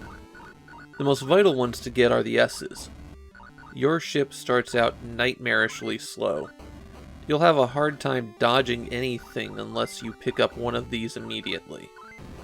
L's improve the power of your main cannon. You won't see much difference between the power levels while going through the stages, but it does affect the bosses. The M's upgrade the missiles. They're still tightly grouped when you shoot them though, so upgrading this doesn't make a whole lot of difference. The really significant thing about fully upgrading your ship is that it causes Ks to appear. Collecting Ks will prevent you from losing your power-ups when you die. Dying sends you all the way back to the start of the stage, no matter where you died at, and it can be really hard to get off the ground if you have nothing on some stages. The E's give you energy. Energy is needed to drive all of the special weapons. But before we get to that, let's talk about power downs, because ASO really loves being cruel. The backward K strips you of your power-ups. The C is the even worse version of that. It strips you of all your power-ups, and your energy, and your special weapon. And the backward E drains your energy. There's 3 more helpful panels to know about. The F blows up all of the ground targets in the area. it's useful for picking up a bunch of stuff really quick. The R sends you backwards about half a stage. It's actually kind of useful if you still need to power up your ship for some reason. The W, on the other hand, sends you forward about half a stage. The other things that you'll find by shooting the right spots are the weapon pickups. Each of these profiles stands for a different weapon, but picking them up doesn't automatically switch you. Instead, you have to hit select, and then guide your ship over which weapon you want. Each use of the weapon costs a bit of energy, and when you run out or switch the weapon off, you've lost that power-up. Keep an eye out for this question mark. It gives you all of the weapons. Octo makes your main cannon shoot in all 8 directions. Cannon makes your ship play Baroque music. If they spelled it with 2 ends in the middle, then it would make your ship rapidly fire with a wider spread of guns. Shield is probably the most effective weapon. It blocks any damage coming into your ship, and you only lose energy when you get hit. Energy is plentiful enough on the stages that you can keep the shield up pretty much forever. Homing doesn't really home so well. It fires a spread of missiles that go a little bit towards targets, but not a whole lot. Nuclear makes your missiles a lot more powerful, and the explosions can hit targets in the air. It also makes these guys pop out, and you can collect them for extra points. The Paralyzer sends out a beam in front of your ship that stops enemies in their tracks. It's okay at clearing out some of the more aggressive regular enemies, but it doesn't work on bosses. Fire, on the other hand, really works on bosses. That continuous stream of damage just makes them melt away. But when you really want something dead, use Thunder. Everything on the screen dies when you fire Thunder, including bosses. The most effective technique I found was to use the shield to get through the stages, and then switch to fire when I was at the boss. If you don't have shield, the Paralyzer is not a bad backup, or if you're trying to build up fast, homing is a good choice. And Thunder's so expensive that if you need something to wipe out a boss but don't have fire, save Thunder for then. I found Octo, Cannon, and Nuclear to be pretty worthless. Cannon's not enough of an upgrade over your regular shot. Nuclear is just too expensive for what you're getting. And the enemy patterns don't really support the use of Octo. And speaking of those enemy patterns, this is a bad tactic to use in most shoot-em-ups, but I recommend sticking to the bottom of the screen in ASO. There's a lot of enemies that zoom in really fast and drop to about the 3/4 mark on the screen. Meanwhile, being at the back gives you more time to react to the ground objects, and I never encountered anything that moved up from the rear. There also aren't enough enemy bullets to make limiting your movement options like that a real problem. There's also a major bug with ASO. When you press select to go to the weapon selection screen, and then press select to go back out of it, everything resets. All of the enemies are gone, any ground targets you shot are back, and there's a good chance you went backwards a screen or two. So you can use the weapon selection to escape major threats. I'm positive that's not intended behavior. More likely something that's still there because they didn't have enough time to fix it. ASO is the first Famicom game from SNK. They wind up not publishing a whole lot on the system. They're going to find success elsewhere. ASO isn't a particularly expensive game, but it has been tricky to acquire for me. When I started this project, it was the first hole in my collection, though I did have Alpha Mission, which only changes the title screen. Copies usually don't go for more than a couple of $100, but I just hadn't seen one be available from any place that I could do a bulk purchase in a while. I might be crazy, but I'm not spending $25 in shipping on a $5 game. As my collection now stands, I've got over 4 months before we reach the next gap. As for ASO, it's close to greatness, but I feel it comes up short. It has the Gradius problem, where if you die and lose all your power-ups, then you have a really hard time getting going again. But it also has its own flaws, like how overpowered some weapons are, and how you can abuse the weapon selection screen. The enemies aren't particularly interesting, and ASO winds up repeating stages so that you have to go through each one twice before you advance. Overall, there's a reason that SNK doesn't stick to the shoot-'em-up genre.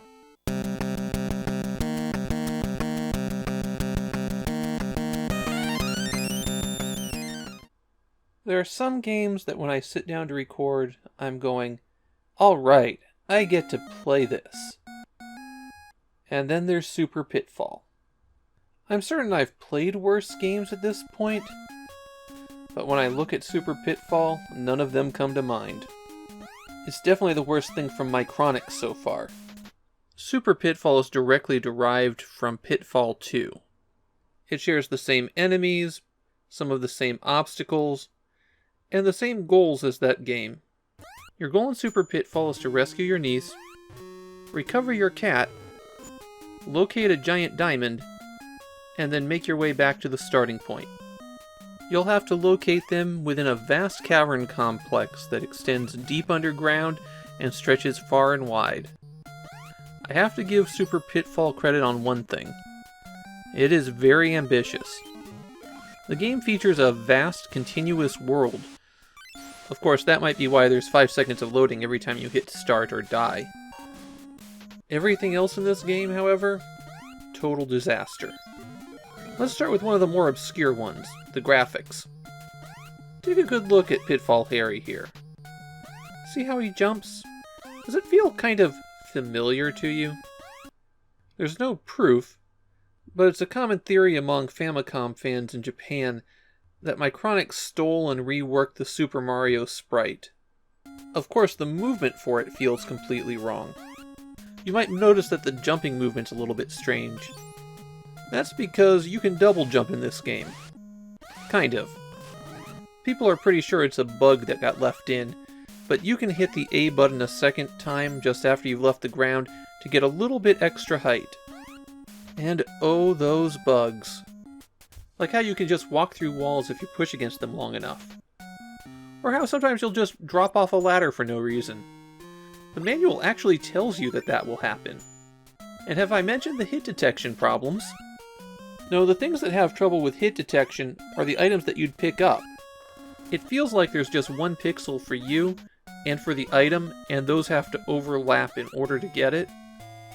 Get ready to jump around a lot and not really be able to collect anything. One of the more infamous aspects of Super Pitfall is that a lot of what you need to get is invisible. These things with playing card symbols on them are keys. They're invisible unless you jump in the right spot. Not to mention this warp that takes you to the other half of the map, presumably because they couldn't hold the entire map in memory. The game is amazingly lethal. There are tons of places where you'll just go down a path and suddenly die. Guess you should have known about that falling ceiling or how the ladder dropped you into a pit of spikes before you started that. I hope you didn't use that unique key in the wrong keyhole, although I guess you could always just walk through the wall if you did. At least when you get a game over, you can continue. When you return to the title screen, press the A button 3 times, and then hit select twice, and you'll go down to a third hidden option that is continue. You do have a gun to protect yourself from enemies, but most of them crawl along the ground, so the gun goes over their head, and you can't fire while crouched. You also only have 20 bullets, and extra bullets are incredibly rare, so you might be able to shoot that enemy out of the way, but it's probably a bad idea to rely on it. And then when you get to the area where it feels like the gun should be most useful, the gun doesn't have any effect on the enemies there.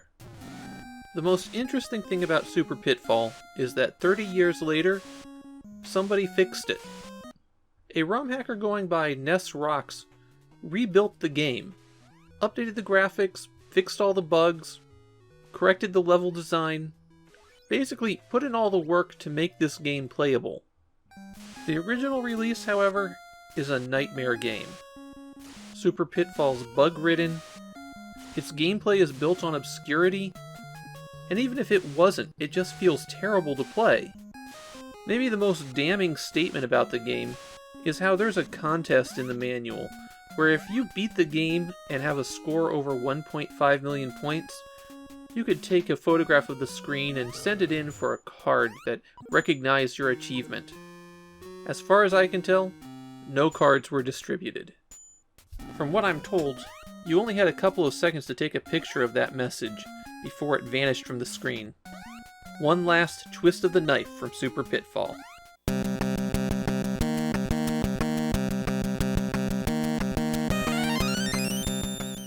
If there's one issue with this goofy hobby of mine, it's that I don't really get a chance to give some games a real fair shake. For some of the minor games, I buy them, I check them off my list, I look at them for maybe 5 or 10 minutes, and then they go on the shelf. That's what happened with Banana. Got it in a big order, took a look at it to make sure it worked, and then quickly set it aside for more interesting games. Even in Japan, Banana's reputation is, this is a game that exists. However, this project's all about trying to shed some light on these games that no one would remember. And maybe we'll find something that's unjustly overlooked. Banana is the first Famicom game from record company Victor Music. I wouldn't call them a major publisher, but they stick around with the system all the way to the end, slowly dribbling out releases. Almost all of their games are not well regarded, though they did handle all of the ease ports. Superficially, Banana resembles Boulder Dash, a popular action puzzle game from computer systems at the time. Similar to Boulder Dash, your goal is to collect all of the items on the stage, and then make your way to the exit door. And just like in Boulder Dash, any rocks that you dig out from underneath will fall downward. And that's where the similarities end. The boulders don't roll freely, they just come straight down. You can't push anything, and you can't freely move vertically. You also don't get killed if anything lands on you. Your mole can walk on anything, but if there's a gap below him, he falls straight down. You have to use the ladders to get back up, but you can't climb higher than the ladder. And you can't climb up to a ladder, so you have to walk onto the ladder, and then you can go up to the top of the ladder and get off there. As you might guess, it's very easy to put this game in an unwinnable state. When you do get stuck, you'll need to press A and B simultaneously to kill off your mole. There are no enemies or other ways to die in Banana. One wrong move and you can no longer get back up to where you need to go, or boulders could fall sailing off a path you need to use. There isn't much in the way of tutorial levels. Banana immediately throws you into the deep end. Later levels get larger, but I don't think they're necessarily harder in terms of the logic needed to complete them. There's just more opportunities to screw up. I can give you some general tips on how to complete the 105 stages of Banana. First, it's easier to go down than come up. Anytime that you dig downward, you're creating a pit that you'll fall into later. And since you have to use the ladders to go up, you need to make sure that you have a way to get back up before you go down. You need to rescue your girlfriend before you can exit any stage, and both she and you will support boulders that you're underneath. Since she follows one step behind you exactly, you can take advantage of her supporting the boulders to get into an area and get out again. As was common with these puzzle games, you can pause the game and then scroll the screen around a bit to see what you're doing. Of course, there's no time pressure, so on the early stages you don't even need to do that.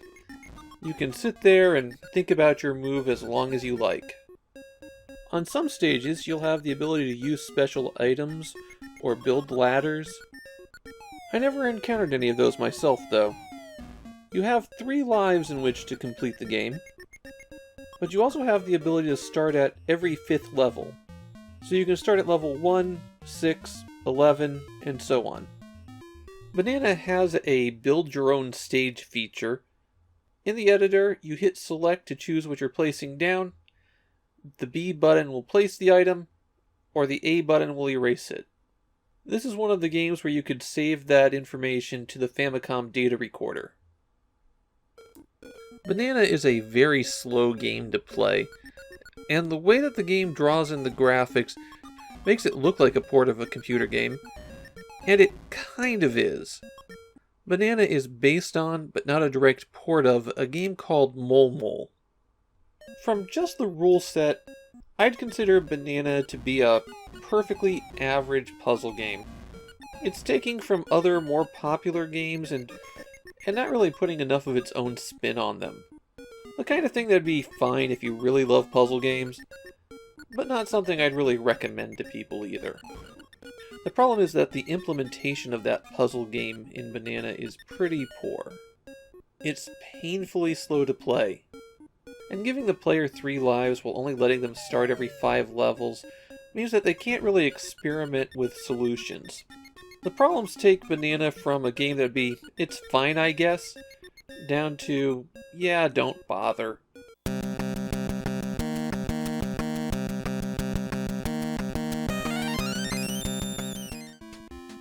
Well, we've hit a big one. Takahashi Meijin no Bouken Jima, or Adventure Island, is the first action game released on the Famicom that's a real step up from Super Mario Bros., since it was released 364 days prior. It's got more detailed graphics, catchy tunes, fast action, lots of secrets. You can see why it was the next big game on the system, and it wound up selling over 1 million copies in Japan.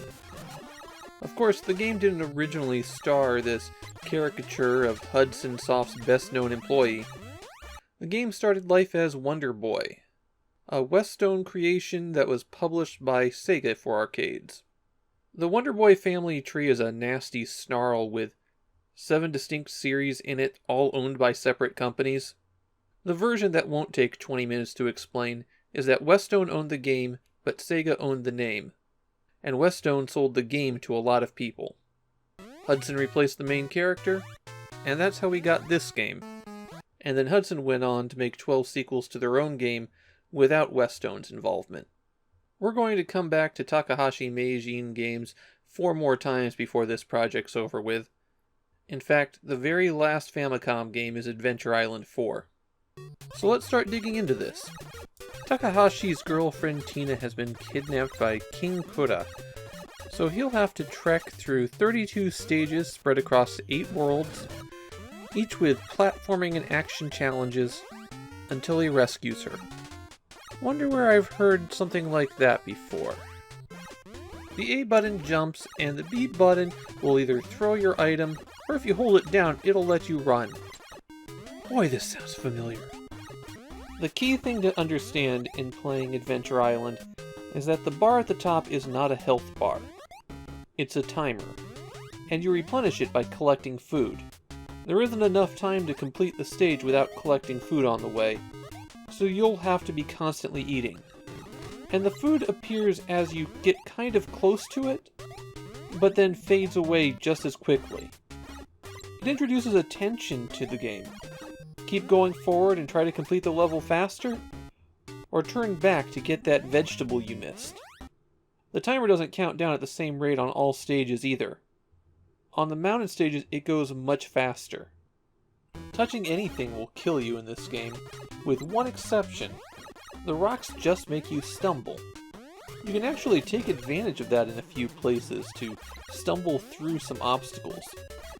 You start out only being able to run and jump. To take out enemies, you're going to need a weapon. You'll find these eggs from time to time, and if you're completely unarmed, then the egg contains a stone axe. You can throw these out ahead of you to knock out some enemies. Find the right egg, and you can upgrade the stone axe to a torch. The torch does extra damage, defeating some enemies in one shot that the axe has trouble with, and it can also destroy the rocks. You lose your weapon if you die. Early on, they'll just give you an axe when you restart. On later levels, though, you might have to go quite some time before you get an axe back. Weapons aren't the only thing found in eggs. You can find this fairy that makes you invincible. Or how about a skateboard so that you can never stop moving? It does protect you from one hit, though. To be honest, I always found the skateboard to be more trouble than it's worth in this game. If you find an eggplant in the egg, then the timer rapidly drains away while it follows you. Because if there's one thing that Famicom games teach us, It's that aubergines are evil. The key will let you get to a bonus area. There you bounce between the springs and collect extra fruit. You have to be standing in the right place when you collect the key though, or sometimes nothing happens. The most important thing you can get out of an egg is this. The Hudson Bee. It'll let you continue when you game over by holding any direction on the control pad and pressing start. A lot of times these eggs are hidden. You can find them by throwing your weapon out, and they'll just hit something that isn't there if there's a hidden egg. Then it's a matter of jumping in the correct spot to make it appear. The Continue Bee is hidden at the very end of the first stage, so if you don't want to be miserable, be sure you jump a bit at the end. At the end of every 4 stages is a boss. You have to jump up and hit him in the head a few times in order to defeat him. Adventure Island is surprisingly difficult. On Game Center CX, when Orino couldn't beat it, it took his assistant over 24 hours to complete the game. Now I don't think it's that tough, but unless you use that continue code, you're not going to make it very far. I played for about an hour and only made it to the 2nd level of World 3. The thing is, even though the game is really challenging, I also don't think it's unfair. The control scheme is a little bit odd. Takahashi Meijin has a lot of inertia, and that makes fine movement controls a little bit difficult. But at the same time, it feels right. It's not frustrating that he has to get a little run-up in order to jump high, or that you can't really brake to a stop while you're in the air. But it does mean that you have to get a feel for it. In general, it's better to keep moving forward than it is to stop and try to recover. The timing usually works out if you keep going. You'll run under these frogs, for example. For the past year of the Famicom, we've been seeing a lot of people take the wrong lessons from Super Mario Bros. People like finding hidden items, so they make everything in the game hidden items. People like the staggered power-ups, so they have a huge quantity of staggered power-ups. All you really need for a successful game is to jump and throw fireballs. Who cares how it controls? Takahashi Meijin no Bouken Jima feels like the first time that we have a real successor for Super Mario Bros. Yeah, it's not quite as good, but the graphics are a big step up, and it's got catchy music, and it plays really well. I've always been kind of lukewarm on Adventure Island, but in the context of a game that came out 1 year almost to the day after Super Mario Bros., it makes perfect sense. I completely get why kids in 1986 would have gone crazy for this game. I'm going to let you in on a little secret though. I like the sequels even better. Well, not Bugtail Honey. We'll talk about that one later.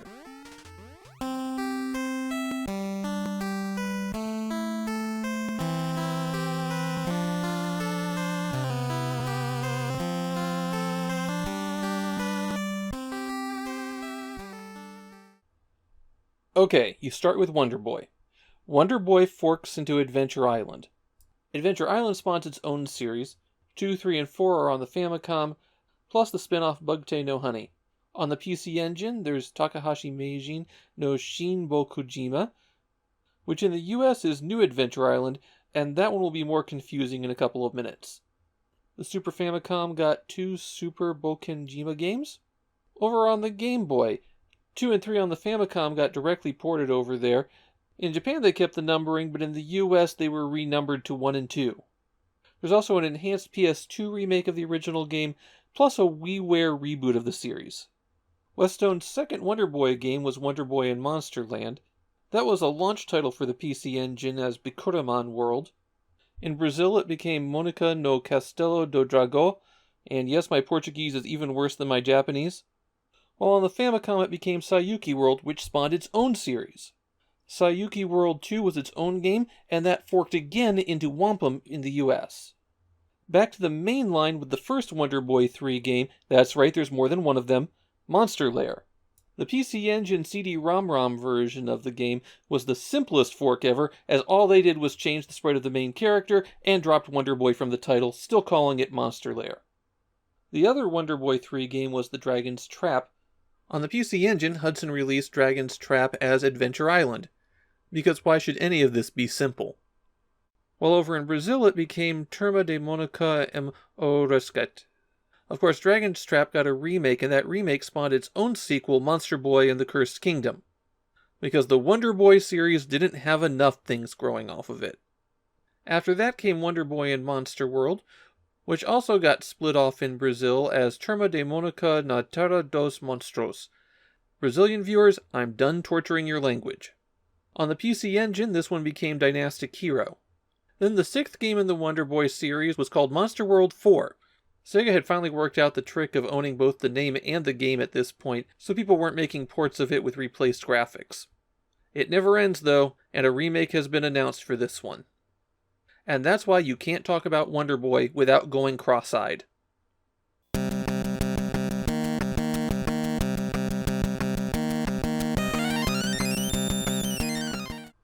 I think everyone who hears about King's Knight falls into this trap.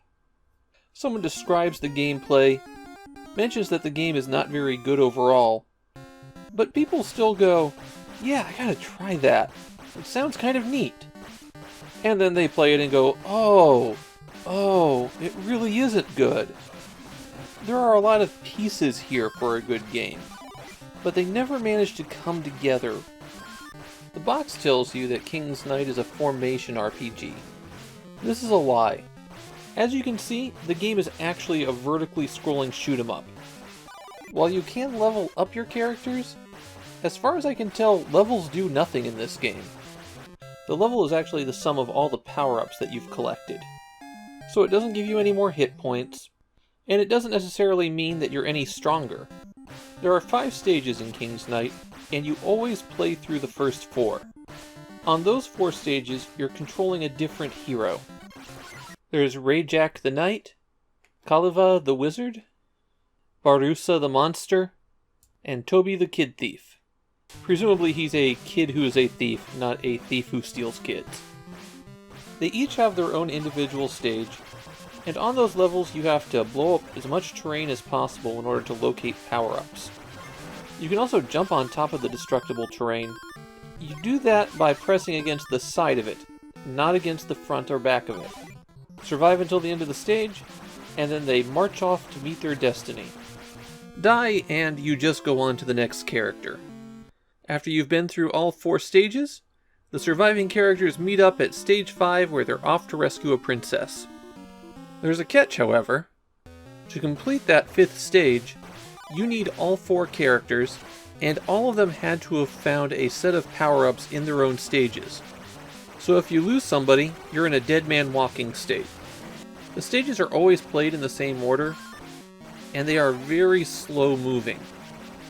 If you're having trouble on the 4th stage, you still have to play through the first 3 before you can get there. One challenge with shooting up the terrain is that it often releases monsters, and these monsters require multiple hits to destroy until you get powered up. You can only have a certain number of shots on the screen at once, and that means that you often can't react very quickly to the monsters emerging. Your characters are extremely slow when they start out too. Without some speed power-ups, you're going to have a tough time dodging anything. Let's start breaking down these power-ups. The most common things you're going to see are these arrows pointing up and down. The arrow up heals you, the arrow down hurts you. Everything other than that arrow pointing down is actually a power-up, so be sure to collect everything else. The spring increases your jump level up to level 7. Since the only thing you can jump up to is the destroyable terrain, it doesn't really make much of a difference. The boots increase your speed up to 7 times. I never reached the point where I felt like I was going too fast. Instead, I always felt like I was going too slow, so keep getting them. Speed doesn't help you in the water, unfortunately. You've got a lot of inertia while you're in it, and tend to drift all over the place. And you know that poor control quality is a great thing in a shoot-'em-up. The ball is a weapon attack increase. You can get up to 3 of those, and they'll increase the number of shots you can have on screen. The shield's probably the most important of these. It can increase your defense up to 3 times. That will decrease the amount of damage you take from enemies. Getting stuck in terrain will still kill you, though. Then there are these 4 panels that represent magic power-up. Each one is the magic for a different hero, but it has to be collected on all 4 stages in order for that hero to use the magic. If you've collected all 4 pieces, you can use their magic on the 5th stage by pressing B. The wizard's magic in particular is vital because it destroys a wall that blocks the path. There's 2 more useful things to know about. This Pokeball has a magical effect on the terrain. It can reveal all the indestructible monoliths that will block your path, or it can raise an island out of the ocean to get you some more power-ups. The steps take you to a dungeon where there's some traps, a few more power-ups, and a mini-boss to fight. On the final stage, these panels rotate your formation. It can be 1 step in that direction, or in the case of the U-turn, 2 steps. I strongly recommend using a rapid-fire controller with King's Knight.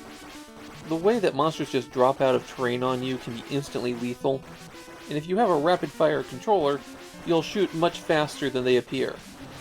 Power-ups and items always appear in the same places on stages, so you can memorize where they are, or use this strategy guide, which is also a comic book, to tell you what to collect. From what I hear, most kids liked reading the comic more than they enjoyed playing the game. And yeah, King's Knight does not feel good to play.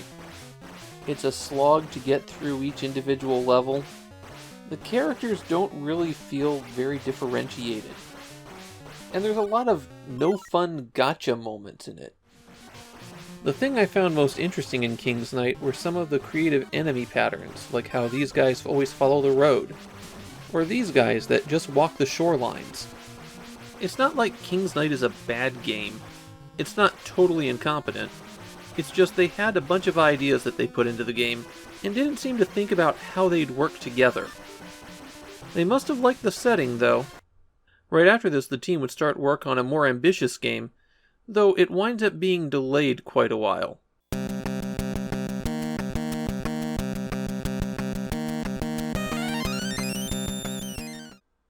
I guess the first thing we need to clear up is that this is not the arcade Super Xevious. The arcade Super Xevious is just an upgraded Xevious system. The Famicom one is a whole new game. And to use its full title, it's Super Xevious Gamp no Nazo, or Mystery of Gamp. Gamp would be the evil supercomputer that was behind everything in Xevious. And it's definitely an expansive sequel. There's now stages, and there's a lot of them. There's power-ups to collect. Every stage is its own mission with its own separate goals. And they don't tell you what any of those goals are because it's a Famicom game from 1986. I'd swear that they were attempting to counter the rental market, except there was no game rental market in Japan. Before I get too deep into this, I have to talk about the packaging. This is the first game where Namco used their clamshell packaging. A hard plastic case with a pocket you could slip the manual into. They're going to continue using this packaging for quite a while. The other aspect of the packaging is that Super Xevious is our first shiny cart. For some reason, Namco loved their foil-covered cartridges, though they don't seem to hold up too well. As a shoot-'em-up, Super Xevious still follows the Xevious rules. Your ship can fire forward, and you can bomb some ground targets. The story in this one is that after your battle with Gamp in the first game, you get sent back in time along with one of your compatriots. Now is your opportunity to learn all of Gamp's secrets and maybe put it to an end before it starts. Not that you'll really see any sign of that story as you play. You just start shooting your way through the stages. The thing you have to know about Super Xevious is that shooting your way isn't always the solution. Every stage has a goal, and some of these aren't too difficult to figure out, but some of them are especially obtuse. And if you don't complete the goal, the stage winds up looping. It only takes about a minute before you start looping, too. The dynamic difficulty has been removed, but if you loop more than 3 times, the enemy patterns change and become more difficult. Handily enough, Stage 1 is a good primer on how Super Xevious goes off the rails. You fly along a little bit until you reach these clouds. You can't see what's in them, and if you fly into them, you can't see yourself. There's some flying mines that drift around, so you can never be completely sure that a cloud is safe. And your goal on the stage is to fly into the correct spot in the cloud that will warp you to the next level. That spot is randomly chosen. There's quite a few stages that rely on obscuring terrain, and you not being able to see yourself or the enemies in them. And there are goals that you can complete and not realize what you've done, so that makes it difficult to repeat the action the next time you play. Stage 2 brings in your friend. He's been captured by the enemy, so you'll have to shoot out his escorts, and then run into him to connect his ship with yours. Once you reach the end of the area, he flies off, and then he reappears throughout the rest of the game to drop power-ups. He always spits out the same 3 power-ups from the back of his ship. A black orb, a yellow orb, and a blue orb. The black orb gives you a shield that can absorb 1 bullet. Pretty handy for a difficult game with limited lives and no continues. The blue orb adds a rear-firing cannon. Useful, but not top-tier material. The yellow orb greatly increases the size of the blasts your bombs make. Given the number of goals that rely on you destroying ground targets, this is a very handy one to have. All you have to do on Stage 3 is reach the flying saucer and bomb the core, just like you did in the original Xevious. But this time you get to fly inside it. For Stage 4 you have to destroy all of the red targets inside the flying saucer. Once you've done your damage, you fly out, and now you're low to the ground and can only fire your main gun. Stage 5 requires that you take out all of the square targets, and they're hidden throughout the trees. This is as far as I got naturally in the game. Mainly it was the fact that I couldn't see any enemies that killed me here. I should point out as well that when you die, you go back to the start of the stage. There aren't regular checkpoints. A small mercy from the game is that any stationary ground targets that you've destroyed remain destroyed. Now since that's as far as I got naturally, obviously there's an unnatural way to get further. Start the game, and before you shoot any enemies, press pause. Then hit up, down, left, right, A, B. That takes you to this password screen, where you can enter a code to go to different levels. The codes don't cover the entire game, but you can skip ahead a bit using these. I won't bother going through the rest of the requirements, but you will absolutely have to play with a guide in front of you if you want to have any chance of completing the game. Naturally, Super Xevious is difficult. It's not difficult in a fun way, though, where you feel like, if I gave it one more try, maybe I could get past that point. There's a lot of arbitrary deaths where you really didn't have an opportunity to mitigate it. At least the game looks and sounds good. We're getting more technically impressive Famicom games all the time. Unfortunately, we're seeing it paired with this new style of gameplay where they drag things out through obscurity. Super Xevious Gamp no Nazo winds up being a footnote in the Xevious series. A game that's there, but nobody really wants to go back to. I feel like I'm saying this a lot lately, but if it wasn't for a couple of fatal flaws, this would have been a decent game. As it stands, I probably would play it again to try to complete it. I don't think I'd recommend anybody else trying to, though.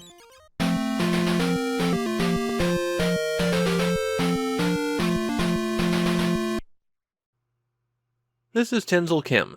She was dumped in the countryside as a kitten, and after wandering up to my brother's place on a freezing night looking for some food, she was brought to me. She has a fairly timid personality, and she's an impressive jumper. She loves leaping between any high place around the house. This is Tybalt, Princess of Cats. Tenzel's vet found her in a drainage ditch where she had a crushed pelvis. She's mostly recovered from that, though she can't jump very well, and mainly climbs using her front legs. She's extremely playful, demands attention from me constantly, and mostly enjoys playing fetch with her favorite ball. Tybalt also bullies Tenzel a lot. I'm telling you about my cats because Koneko Monogatari is based on the film Koneko Monogatari.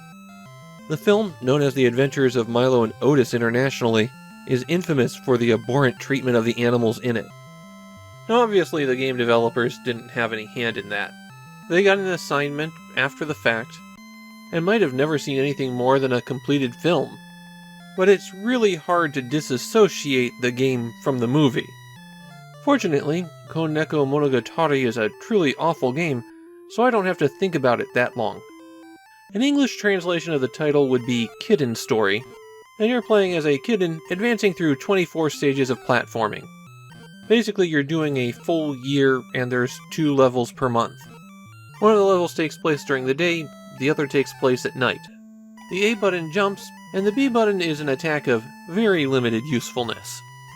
The levels are laid out as a forest, every stage is a forest, and you'll find items by bopping the foliage. Jump on it from above, and fruit will fall out, or snowballs in the winter stages. You can collect the fruit to earn an extra life. Bop it from underneath, and something else might fly out.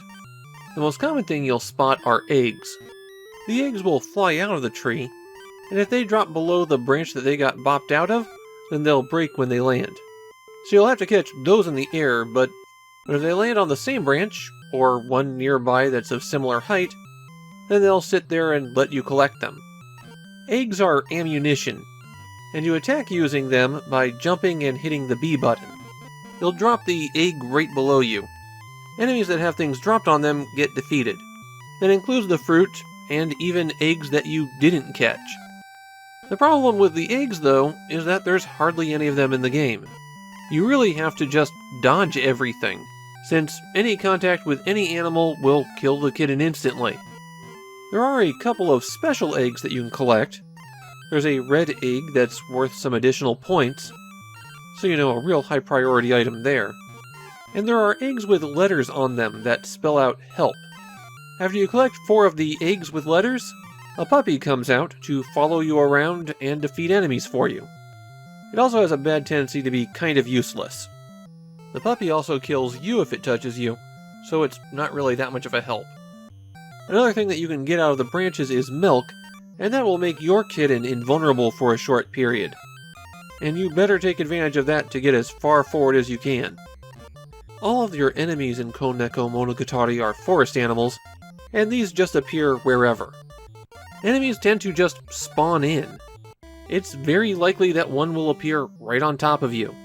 Also annoying is how enemies don't move at the same rate as you scroll the screen, so timing your jumps around them is tricky. They also spawn continuously, and in numbers that will keep you constantly dodging. Koneko Monogatari is an unfair game. You're going to die a lot. And that's before you get to the pixel-perfect jumping that occurs later on. Fortunately, there are cheat codes. If you want to continue from the stage where you got a game over, you can hold down B, A, and press start when it says game over. And on the start screen, not the title screen, this is what you get after you flip to side B. You can press and hold B, select, and A, and then release B, then press start, and you'll get 99 lives. You can also save your progress in the game to disk, something that they don't tell you in the manual. On the game over screen, you press and hold B, A, and up, then press start, and the disk will just turn on, writing a save to the floppy. Then to load that save, on the start screen, you press and hold B, A, and down, then press start. If you can make it far enough in the game, and I couldn't while I was playing, even with the 99 live cheat code, there are bosses in the form of a bear that you have to drop eggs on. When you get to those sections, fortunately there's a tree nearby that you can get infinite eggs out of. One nice touch I found in the game was that as you're playing the stage, the sun and moon creep along the sky, and the color palette shifts as it gets later on. It's not much, but when you're in a game this annoying, you take what you can get. Koneko Monogatari really wears its Mario influences on its sleeve. The trees are effectively acting as bricks, and you have to strike them to get items to come out. The fruit gives you the same kind of coin collecting, and you can kind of see the same style of platforming. Of course, Koneko Monogatari doesn't have anywhere near the same quality of level design. has absolutely punishing enemy placement, and doesn't offer you a whole lot to do other than desperately try to avoid things. Koneko Monogatari was released almost precisely 1 year after Super Mario Bros., and the clones are already starting to show up, including some that are very good games. This is just a cheap knockoff, and not even an interesting knockoff.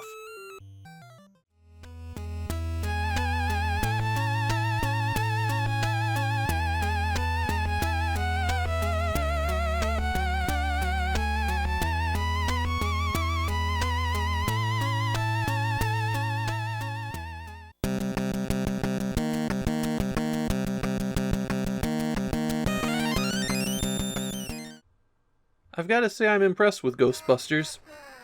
Yes, the US version is regarded as one of the worst games for the Nintendo Entertainment System, and a bad port of an already bad game. But the Famicom version?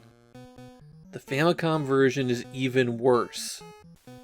Naturally, the game is based on the film where a bunch of guys found a ghost extermination business. The game tries to reflect it by having you buy equipment and earn money by busting ghosts, but mechanically, the financial aspects wind up being a real nightmare. Activision made the original computer game, and it was a monster hit for them. It wound up being ported to literally everything. In the Famicom game, you start out with $10,000, and your first task is to go buy your stuff. So you have this map overview, and you move the little no-ghost symbol to where you want to go, and press in the direction of the building you want to enter. It doesn't reflect it on the map screen, but the path that you draw with the no-go symbol is how far you have to drive with your car. Your car has limited gas, and a direct trip from your headquarters to the shop is about half a tank.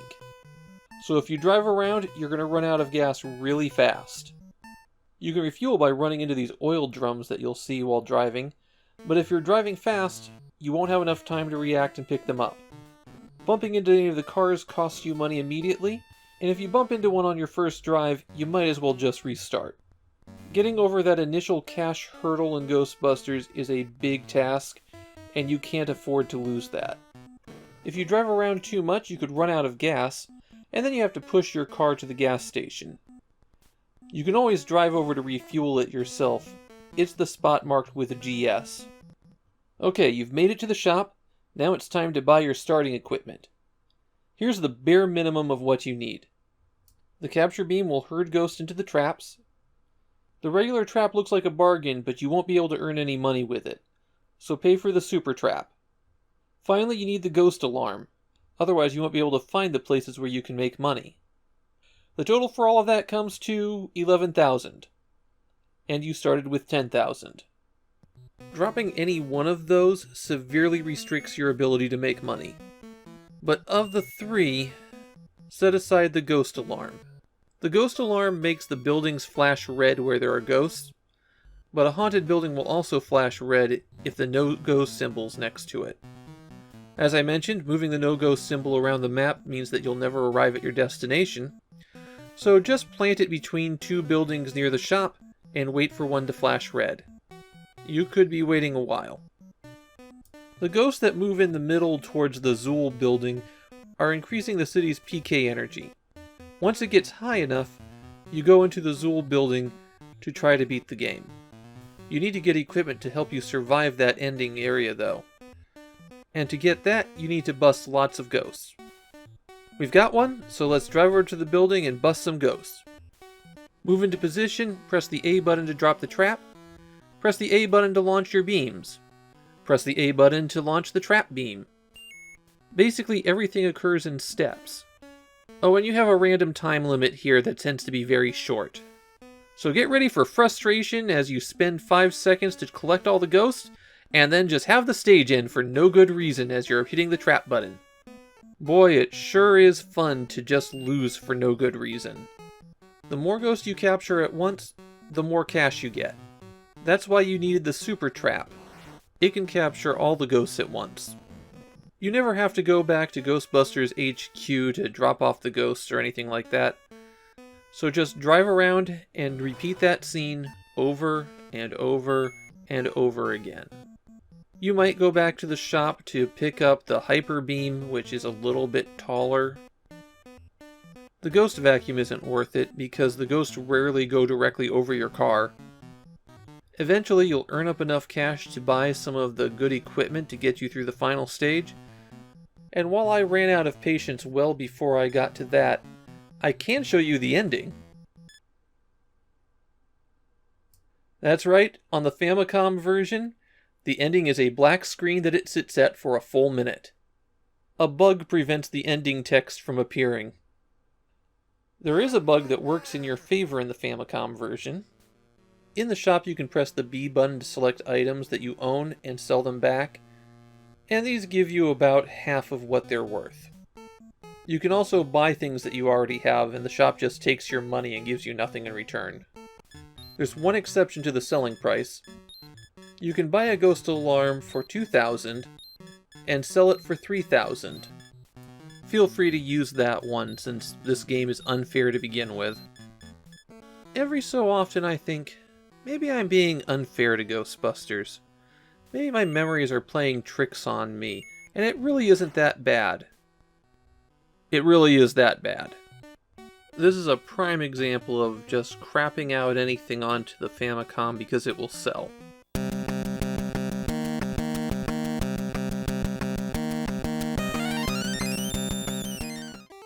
Before I get into the actual game Space Hunter, I have a small mystery about it. Kemco only released Famicom games in blue cartridges, so I was surprised a few months ago when I saw a copy of Space Hunter for sale that was black. I couldn't find any information on cart variations for Space Hunter, and the Kemco cards do tend to get discolored, so I thought it might be something along those lines. But for a couple of dollars I ordered it anyways. When the cart came, it was definitely not discolored. The cart has a consistent shade of plastic across the whole thing. The code molded inside the slot indicates a different molding. It's not a reprinting from later on because the warnings on the back of the cart are from 1986. Unfortunately, I don't have the equipment to dump it, though I haven't found any in-game differences between the two. Famicom carts are a nightmare to open up without damaging them as well, so I haven't popped it open. So I have no clue what my black cart is. Contest prize? Prototype? Maybe an initial batch that was done before they caught that they were coming back with the wrong color? As far as I can tell, this is the only instance of a black Space Hunter cart that has ever been documented. But if anyone out there has a clue on what it could be, I'm all ears. Okay, let's get into Space Hunter. The box is pretty infamous in Japan. Apparently the girl on it holding a laser sword lured in a lot of players who were very disappointed when they actually played the game. As for the gameplay, well, if it wasn't for the fact that Metroid was only released in August, I'd swear this game was ripping it off. The main character is Altiana, who is, and I'm going to quote the manual here, a beautiful 16-year-old cyborg girl. After the Earth was shattered into 9 pieces, people settled on the remaining chunks of the planet. Then an evil scientist and his 6 lieutenants each take over a planet and start attacking the lone remaining human settlement. You have to go out and defeat each subordinate in turn, then go get that scientist. When you start the game, you have your choice of going to one of 6 planets. A tip for you, go to this gray one first. Each planet is a 9x9 maze of screens, and what you have to do is search through all of the rooms on the planet looking for equipment, and then kill the boss. You could find a new weapon, a shield that blocks that color of attack, or some things that let you move through hazardous environments. Each of the bosses are weak to a particular weapon, so you'll have to locate those before you go to the boss. And you can leave the planet you're on at any time just by flying off the top of the screen at the top edge of the maze. When you defeat the boss, you get an extra point of life, but they also start a countdown that will destroy the planet. So you have a short time to navigate your way back to the surface and escape. So yeah, this game is extremely Metroid-esque. The way the planet blows up after you defeat the boss does introduce a major problem with Space Hunter. If you don't collect all of the required items before leaving the planet, then you can't beat the game, and you're probably going to have to start over. The weapon you start out with is called a time bomb, but it really isn't one. It detonates in a horizontal line that stretches across the screen, and it goes off when you move far enough away vertically from it. The time bomb can also reveal hidden objects and secret rooms. Some of those secret rooms contain items required to beat the game as well. Most of the other weapons tend to be more straightforward, usually just shooting some kind of beam. All of the weapons consume energy, but they also have a minimum energy requirement before you're allowed to use them. So the heart beam, to use an example of a weapon I found, requires that you have 120 energy before you're allowed to shoot it, even though it only uses a couple of energy per shot once you do have it. Energy is dropped by enemies in the form of these crescent moons, and health refills are dropped in the form of these stars. Inside the rooms, you have to destroy all of the enemies to get the item to appear. What you'll commonly find are notes, and Space Hunter is a bit infamous for its notes being absolutely useless. You occasionally get a useful hint, but more often than not it's nothing. If you decide to play Space Hunter, I strongly recommend making a map. You'll not only want to know all of the connections in the side-scrolling areas, but also what each room contains and if you've cleared it. Is it weird that I can't really hate Space Hunter? I mean, the game is all rough edges, but all of the exploration and hunting for those items, it scratches an itch for me. The mechanics may not be completely straightforward, but they're not cruelly obscured either. It feels like a game that you could reasonably figure out without having to resort to having a guide in front of you the entire time. Yeah, the action's not the best, and that music is really droning, and I have no idea what they were going for visually. But I still don't mind playing it. Space Hunter feels like what you'd get if Rockman and Metroid were placed into a telepod from The Fly. The pieces are all there, but the soul is not.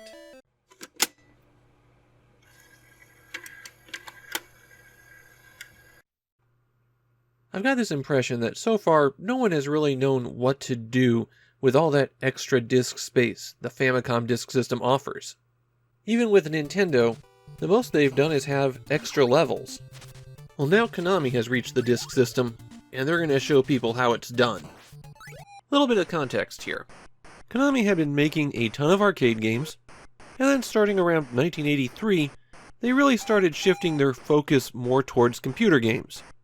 To the point where, in 1985, I'd really call them a computer game company. However, at the start of 1985, they began porting some of their computer games to the Famicom. These did extremely well, so at the start of 1986, Konami really started leaning into Nintendo's console as a target platform. So far in 1986, they've released Goonies and Ganbare Goemon as original games for the Famicom, plus ports of Twinbee and Gradius. But the disk system was an opportunity for them to leverage their knowledge of making computer games, and they would go big on the platform. They published 23 Famicom Disk System games, and the only company that published more was Nintendo themselves. And they really got things off with a bang with Akumajou Dracula. In September of 1986, this was the best looking console game ever released. Period. Hands down. No competition. Konami really leveraged the fact that they could completely unload the graphics and load in totally new ones with every stage. Famicom cartridges were limited by graphical memory. You only had so much, and you needed to reuse as much of it as possible. But here that limitation is gone, and so every stage is packed with gorgeous detail. The plot of Akumajou Dracula is that vampire hunter Simon Belmondo has decided to pick a fight with the biggest, baddest vampire around, Dracula himself. The title could be translated as Dracula's Demonic Castle, and that's the theme of the game, fighting your way through Dracula's castle from the gate to the highest tower. Belmondo's weapon of choice during this battle is the one weapon that any vampire hunter needs, a whip. Yes, he's gonna march into Dracula's chamber and give him a good lashing. As you play, A jumps, B attacks. Well, there's actually a lot to both of those actions. With the whip, it starts out as a rather puny thing, but it can be used to smash light sources and find power-ups. And when you have a weaker whip, whatever was normally in that light source could get replaced with a whip power-up. The first one doubles the whip's strength, the second one doubles its length. And in most circumstances, you'll pretty quickly rush through both of these power-ups. However, when you die, you go back to the default whip. And on later stages, there could be very few light sources to smash, and some nasty enemies between you and the power-ups. You really need that longer reach to be effective, especially in situations where you have to knock projectiles out of the air. Having 3 levels of whip has always felt like a strange design choice for me, since 95% of the time, it doesn't matter. You're not going to be doing a lot of fighting with a weak whip. But in those rare occasions where it does matter, it's more annoying than challenging.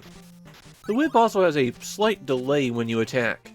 There's a wind-up to the swing, so you have to attack a little bit earlier than you might think.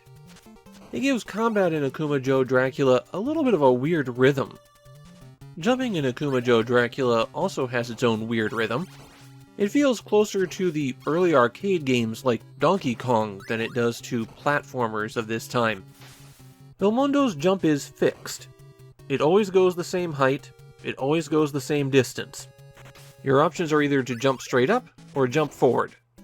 This is one of those things that gives people who have never played the game pause, but the levels are all designed around taking advantage of that consistent jump, so the platforming and jumping action really doesn't drag you down.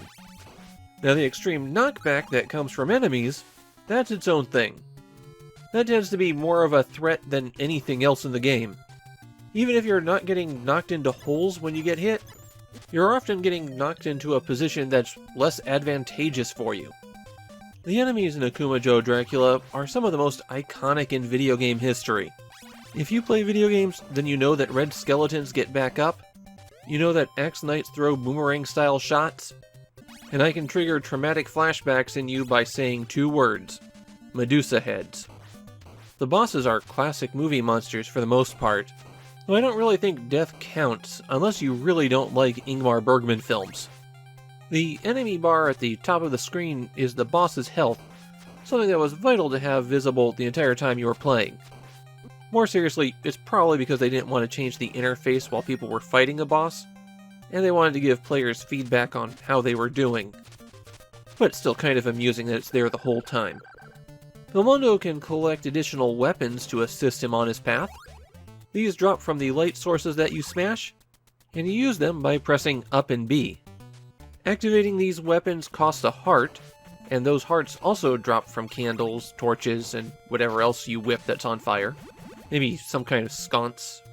You get way more hearts than you need, so it's always helpful to use your weapons rather than save them for the boss. Another reason that you'd want to use them is that using them on the regular enemies will eventually drop another weapon power-up. A double shot and then a triple shot. Initially you can only attack once with the weapon, and then have to wait for that attack to be done before you can launch again. But the double shot lets you do it twice, and the triple shot lets you do it 3 times. There are 5 special weapons in the game. The dagger is the most basic one. It flies straight ahead, and does absolutely pathetic damage. If you're relying on the dagger, then you might as well just use the whip. The stopwatch is the weapon that isn't a weapon. It just freezes all of the enemies in place. It also only affects the weakest of bosses, so you probably don't want to have it going into a fight. The stopwatch is also the most expensive weapon to use, costing 5 hearts to activate. The axe travels in a high arc, giving it a pretty useful niche. It's the only weapon that can hit things above you. It's never my first pick, but there's plenty of places where it's very useful. The cross acts as a boomerang, flying out and coming back. That makes it an extra effective weapon against bosses, where you're not going to take them out with 1 hit, so why not take 2? Or it would be a good choice if it wasn't for the fact that the final weapon, Holy Water, breaks the game. It goes in a downward arc, and when it strikes the ground it leaves a little flame behind. Anything that hits the flame is frozen in place. That includes bosses who will just get locked up right there. With a double or triple shot to ensure that the flame is continuous, it trivializes the hardest fights in the game. Besides the weapons, hearts, and weapon power-ups that drop from light sources, you can also find money bags that way, and those are worth points. Treasures are also hidden throughout the castle, and they appear when you perform some not always obvious actions. 50,000 points in Akumajou Dracula will earn you an extra life, so it's actually not bad to try to accumulate what you can. Though this is one of the Famicom Disk System games where you can save your progress. There are 3 save slots when you start up and you can register your name.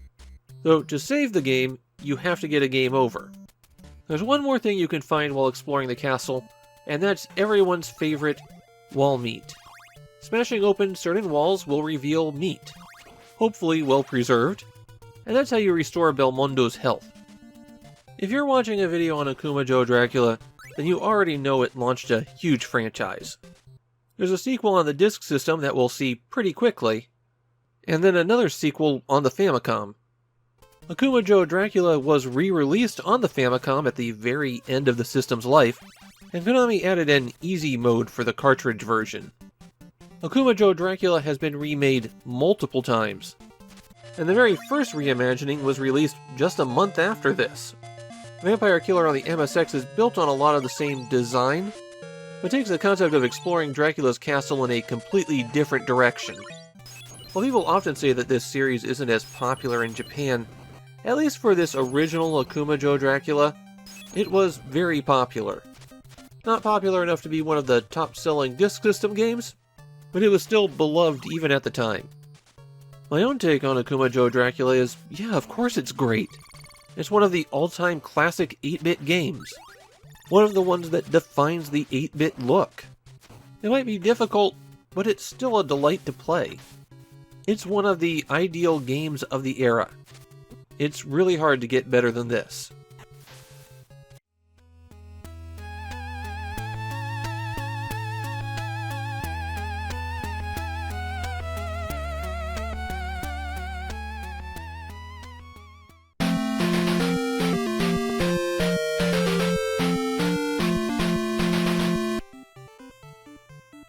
I Am a Teacher, Teami no Kiso is the second team-up between Nintendo and knitting supply manufacturer Royal Kogyo.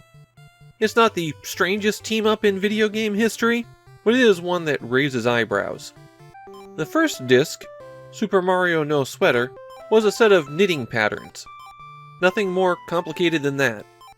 Teami no Kiso is a rather different program. There's not really any patterns here. The only thing it'll give you the layout and measurements for is one type of sweater. What it instead offers are kind of animated tutorials of how to do different knitting stitches. From the main menu, there's an option to view some basic knitting, and it'll show you the motions that your needles should follow, and update the screen to show you what the yarn should be doing. It'll cycle through the steps on its own, or you can hit the A button to advance to the next step. There's 4 different techniques presented this way. Then you can go to the sweater design, put in some measurements, and it'll let you know how much yarn you'll need. Then it will give you the panels and the measurements of those. And if you select a panel, it'll show you the different types of stitches that you'll require. And you can go to each one in turn and get that animated slideshow that you saw earlier, only sometimes there's a few more advanced techniques here. And that is everything in I Am a Teacher, Teami no Kiso. From my perspective, I'm looking at this and I'm going, how effective was this at basic knitting instruction back in 1986? And my gut instinct is that it probably wasn't very good. I mean, it's nice to have an animated walkthrough of what it's supposed to do, but it's not that animated. I feel like you'd get the same thing out of a book, and probably get a lot more of it than what they have here. I feel like between the two, Super Mario no Sweater is the better one. At least there you're getting Super Mario themed knitting patterns. That's not something where there was an easy substitution. It's pretty obvious that the series was a flop, since it does stop dead here. Not even a second disc of Super Mario patterns or anything like that. And just like with Super Mario No Sweater, Tayami no Kiso is extremely rare. 25,000 yen for a copy wouldn't be an outrageous price. I Am a Teacher, Tayami no Kiso is an interesting curiosity, a footnote in Nintendo's history, and really was a product that no one was looking for, no one wanted, and no one really had a use for.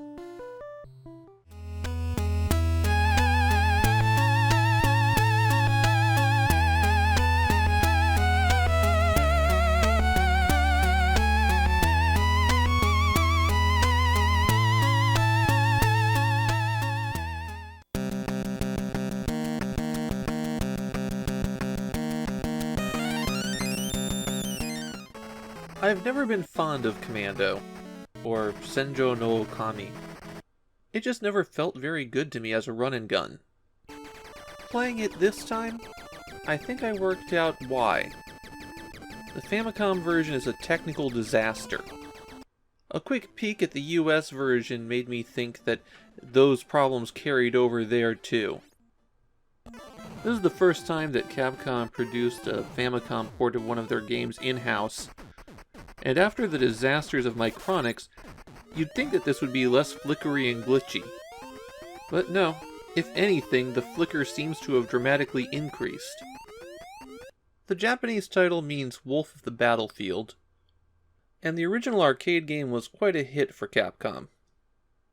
The title is supposed to reflect how the Commando's Super Joe is a lone wolf, taking on an entire army by himself. It's another case where the heroic military in a Japanese game is clearly American, and the villains are vaguely Nazi Germany. Super Joe has to shoot his way through 4 stages of them to reach the enemy base and blow it up. Then the game loops, and if you loop 4 times, you get an ending. The B button fires, and it can shoot pretty quick if you use a rapid fire controller. The A button throws out a grenade, and grenades in this game have a special property. They can reveal secret bonus areas, or they can turn enemies into items that you can collect for extra points. These boxes you can pick up are extra grenades, and almost everything else you collect are just extra points. A notable exception is this flashing grenade, which makes your next grenade destroy everything on the screen. Along the way, you'll want to keep an eye out for POWs. Rescuing them is worth points, but also they're worth bonus points after you clear a section. And saving all of them is worth a pretty big bonus. One of the things that gave me trouble playing is how Super Joe doesn't really fire at angles. Pushing in an angled direction and hitting fire, it turns it more of a half step away from the direction you are already moving. You have to keep moving and firing in order to get fully rotated. But that's only for the angles. If you turn 90 or 180 degrees, you're fine. Having inconsistent controls with the way that enemies are constantly flooding you makes it difficult to avoid getting run down sometimes. That non-stop swarm of enemies is one of Senjo no Okami's biggest flaws. There's so many individual enemies on the screen at any given moment that there's non-stop flickering. And worse, when the game tries to spawn in a new enemy and there's too many on the screen, it just despawns them. It's annoying in regular play, but I've had the enemies that are worth a lot of points just suddenly vanish. And that leads to the non-stop graphical glitches. The way the game loads in its graphics all the time, making the screen flash with weird characters, just looks terrible. There really isn't too much to Senjo no Okami. It's a very basic game where your only goal is really to score points. I don't even think the continue option matters that much, since it is very much a score attack game. Probably the best thing in this game is the soundtrack. The music is really well done, though quality music is definitely something we've already come to expect from Capcom. We're going to encounter Super Joe one more time before we're through, and once more he's going to be fighting Nazis. When it comes to Senjo no Okami, though, it's a weak port of a game that I already wasn't fond of. If it had been a good port, I probably still would have been, oh, it's fine. But it hurts my eyes to play this version, and the controls are just frustrating. I'm not really sure that this is an improvement over what Micronix was producing for Capcom.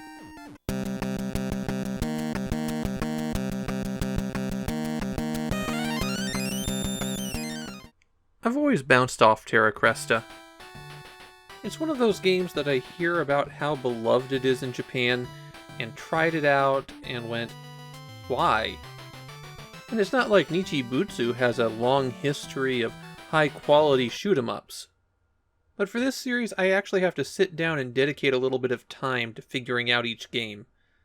The whole point in making a catalog is to give people enough information to know if they want to pick up this game and how they can play it. So I struggled over that hump of overwhelming difficulty that would make me go, yeah, I'll just play something else. And you know what? Terra Cresta is pretty good. The plot of the game is that the Demon King of the universe has revived an ancient dinosaur that has driven everyone off the Earth. And Terra Cresta is the organization who builds space fighters to try to take back the planet. And as I said, this is a pretty difficult shoot-'em-up. The enemy patterns seem to be especially aggressive. They really seem to come after you. Terra Cresta has a power-up system that's very similar to Nichibutsu's Mag Max. You'll be flying along and you'll see these hangars that have numbers next to them. Once the numbers are past about the halfway point on the screen, you can shoot them out, and that releases another craft. Then you ram that craft into yours to combine together and make something a bit more powerful. Now in Mag Max, that was limited to head, legs, and gun. But in Terra Cresta, there's 4 ships, and they can come together in any combination.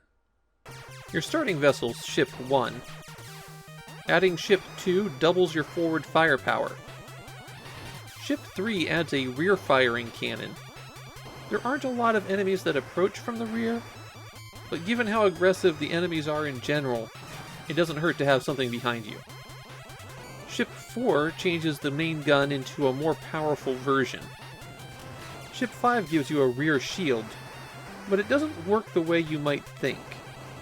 It doesn't block bullets, it blocks anything that you can shoot down, so it'll take out enemy craft that are approaching you from behind.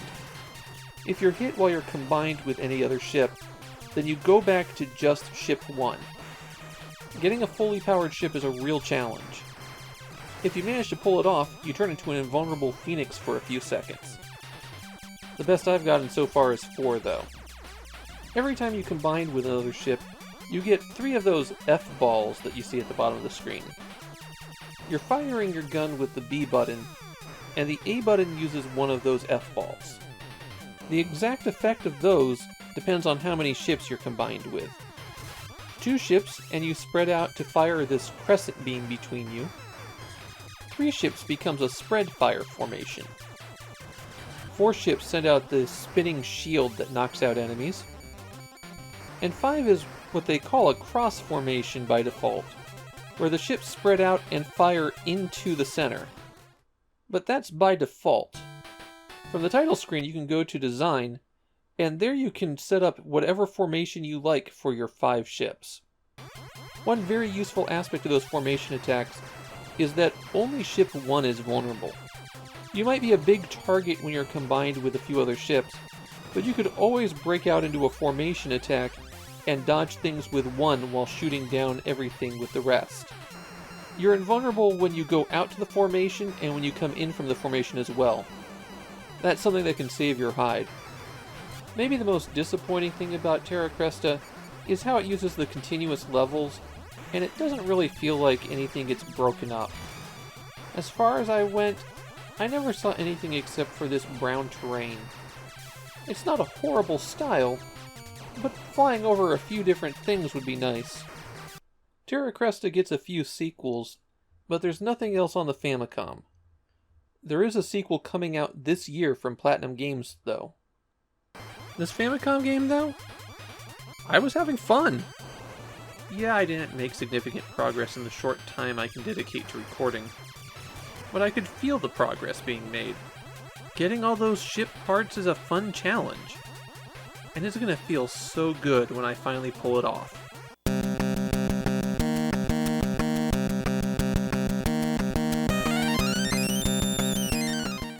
We're rapidly approaching the end of 1986, and something we haven't been seeing a lot of lately on the Famicom are these basic arcade games. We've entered an era where greater and greater complexity is being demanded from games, and Buggy Popper feels a little bit out of time. As an arcade game, it predates even the Famicom. It was released in 1982 and was a modest success. In the US, the arcade game was called Burning Rubber, though by the time home ports came along, they were called Bump and Jump. And as a 1982 arcade game, Buggy Popper is really simple. Your girlfriend has been kidnapped, and you have to drive along a series of courses in order to rescue her. You press up to accelerate, and A sends your car flying. All the cars on the road are out to get you, and you'll need to either dodge them, ram them into the side of the road, or land on top of them. I've generally found that landing on top of them is the best choice, especially since there's a lot of vehicles that can't be rammed. You get knocked around a little bit too much when you try to bump into people, but landing on top of them knocks them out cleanly. You'll see this symbol flash at the top of the screen, and that tells you that there's a break in the road coming up that you'll need to jump over. One odd quirk in Buggy Popper is that the roads are more like suggestions. They're where the cars will spawn, but you can drive on almost any flat surface. So on some stages it's possible to jump out of bounds and drive for a while safely away from the other vehicles. However, you do have limited gas, and you'll have to pick up more gas cans on the course. The gas cans are Buggy Popper's weakest gameplay aspect. They don't spawn randomly on the road, they spawn randomly wherever. So it's pretty common to see them appear in places where you can't collect them. The strangest pickup is this spark plug. Running into it sends you into this cutscene where your car gets repaired. Except your car doesn't take damage. So all it's really doing is giving you a little bit of fuel. When you get to the end of the track, you get a bonus for the number of cars you've knocked out, and then it's on to the next course. There's 16 courses in all, and Buggy Popper is actually one of the more challenging Famicom games to complete. You're so fragile, the action is so frantic, and some of the jumps are so nasty, that the game can wind up being downright cruel. However, there is a continue code. When it says game over, hold select on controller 1 and press A and B on controller 2. Then when you start the next time, you'll start at the last stage you reached. Watch out for those larger vehicles. A lot of them drop things behind them. The dump trucks and bulldozers can drop a load of rocks in front of you, while these tankers can dump oil in the road. And that's everything there is to Buggy Popper. Like I said, as an early arcade game, it's pretty simple.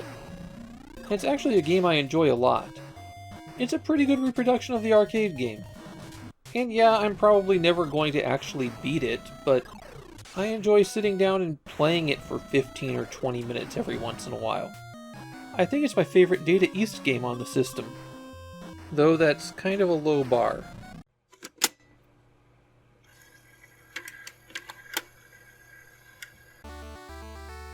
HAL Laboratory has reached the disk system.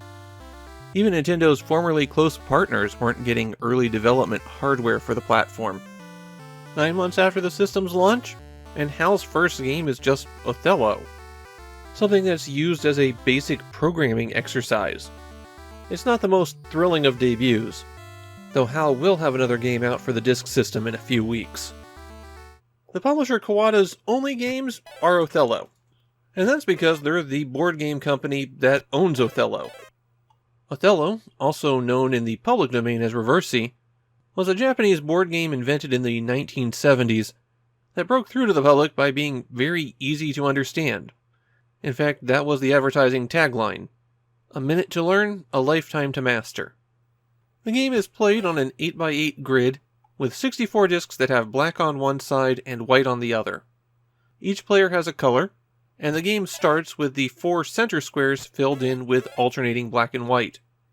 Players take turns putting down a disc on their color's side, and then if they've surrounded any discs of the opposite color, they turn those over. This goes back and forth until the board is filled, and then whoever has the most pieces of their color on the board wins. There's plenty of strategy to Othello. The obvious one is that the corners are impregnable defensive positions, since they can never be turned.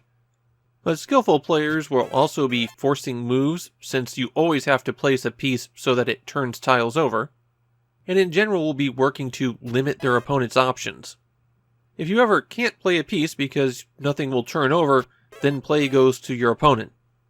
This version of Othello lets you pick which color you're going to play, which matters a bit since the first player is always black, and they have an advantage over the white player. There are also 4 difficulty levels, and what the difficulty levels really come down to is how much time the computer will take to think about its next move. The way that AI works in a lot of these games is that it tries out every possible move, and then tries out every possible response to that move, and so on, and rates each result differently. Then when its time limit runs out, the highest rated move is what it plays. So restricting that thinking time is how you make the game easier. There's also a game clock that you can enable, similar to a chess clock, where once you've used up all your allotted time, then you only have a few seconds every turn to make a move before you lose. Setting the game clock to a low amount of time, like 20 minutes, actually winds up restricting the higher level AI pretty badly. And that's all there is to this one. It's Othello, not much more than that. The most interesting thing about this Othello release is that this is the only time where the Famicom cartridge and the Famicom Disk System version came out even remotely close to each other.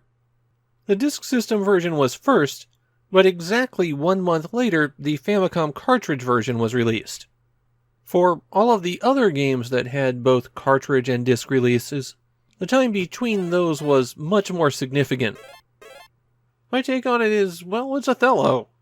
It's a perfectly valid version of that board game.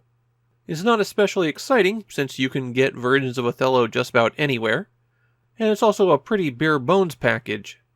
There's no customizable rule sets or anything like that to put new spins on the game. This is exactly what you'd expect from an Othello game released in 1986. Nothing more, nothing less.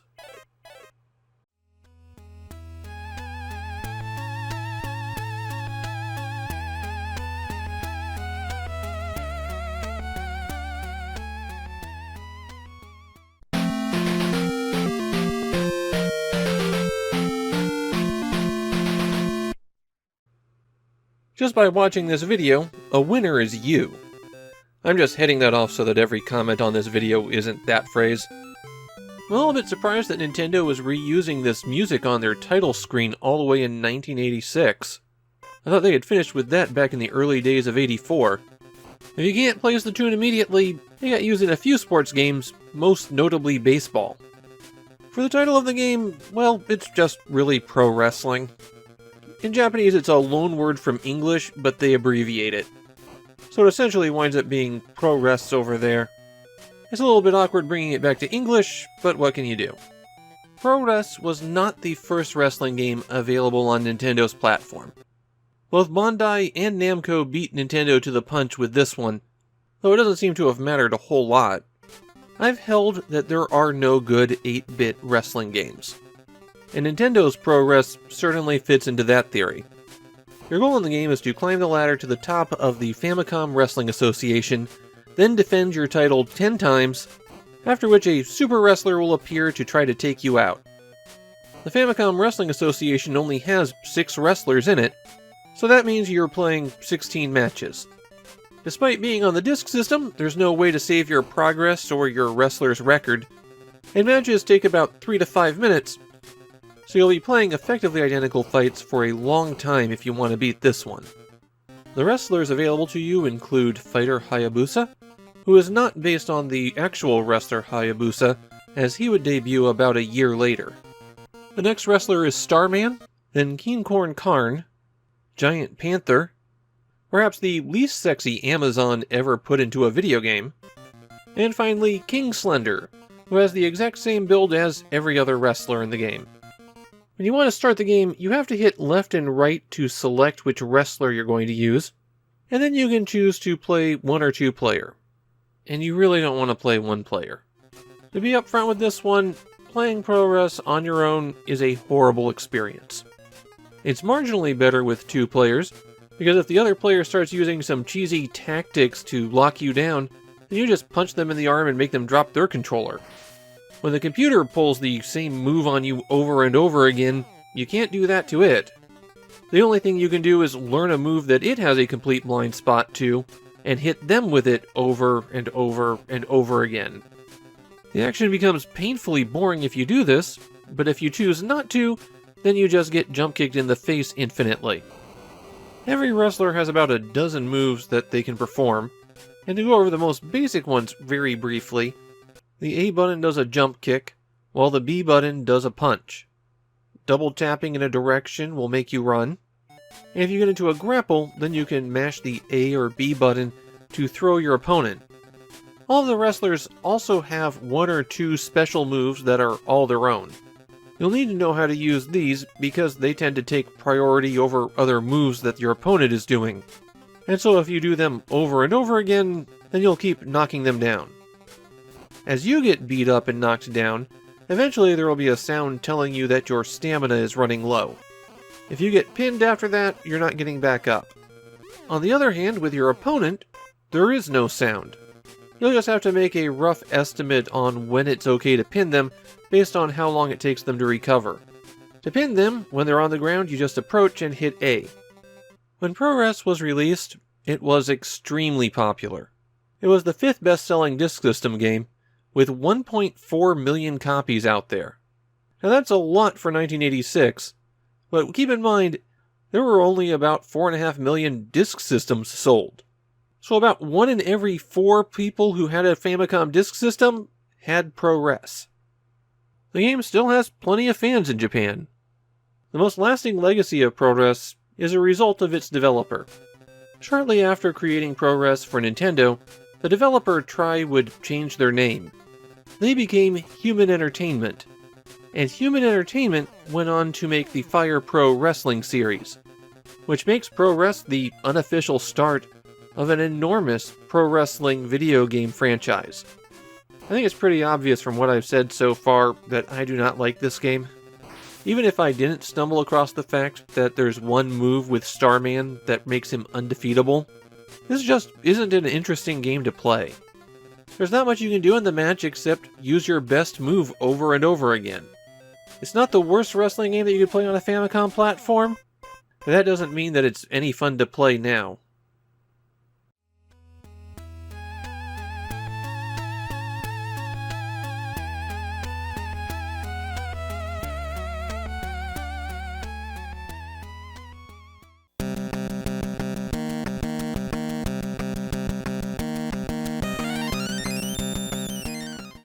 There are games that have big reputations in Japan that are almost unheard of outside of the country.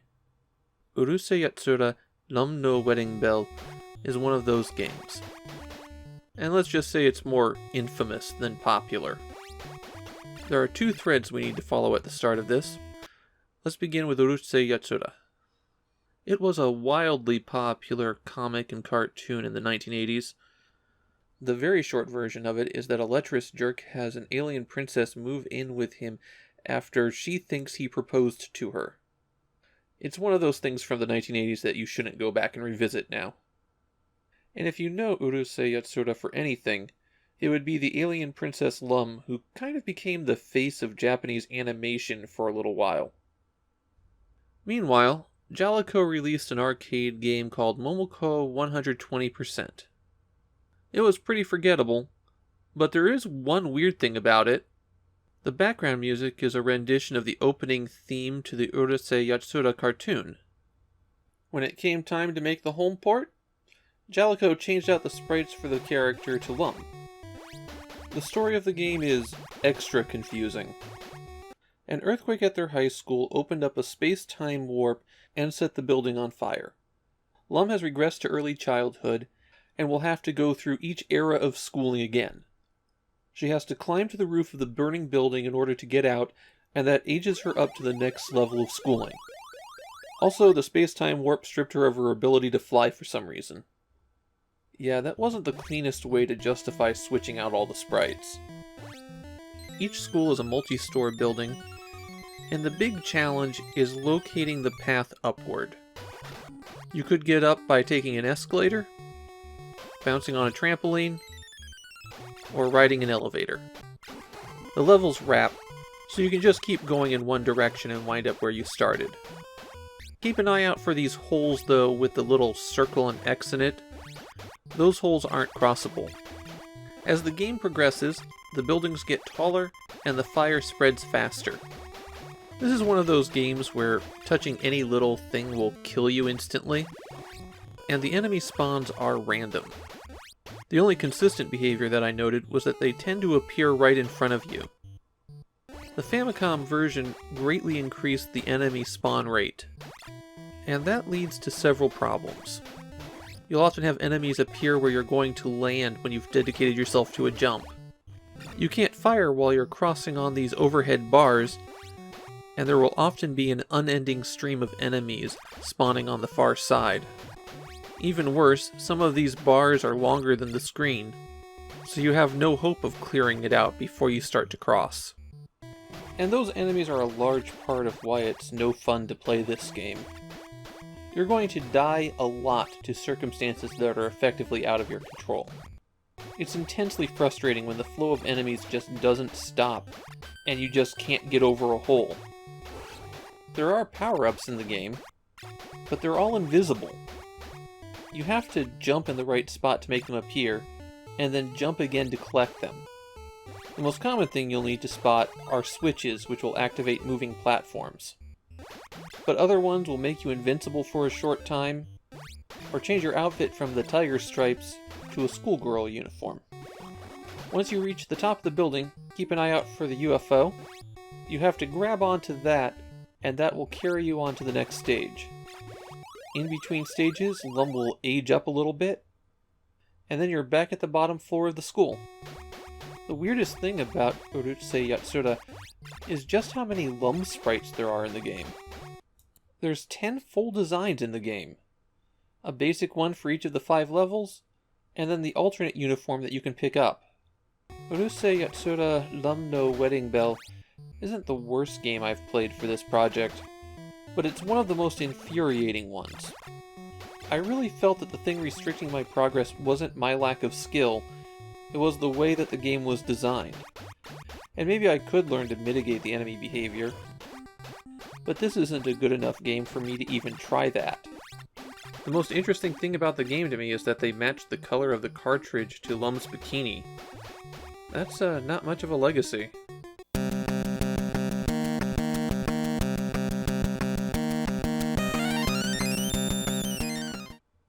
I warned you it would return.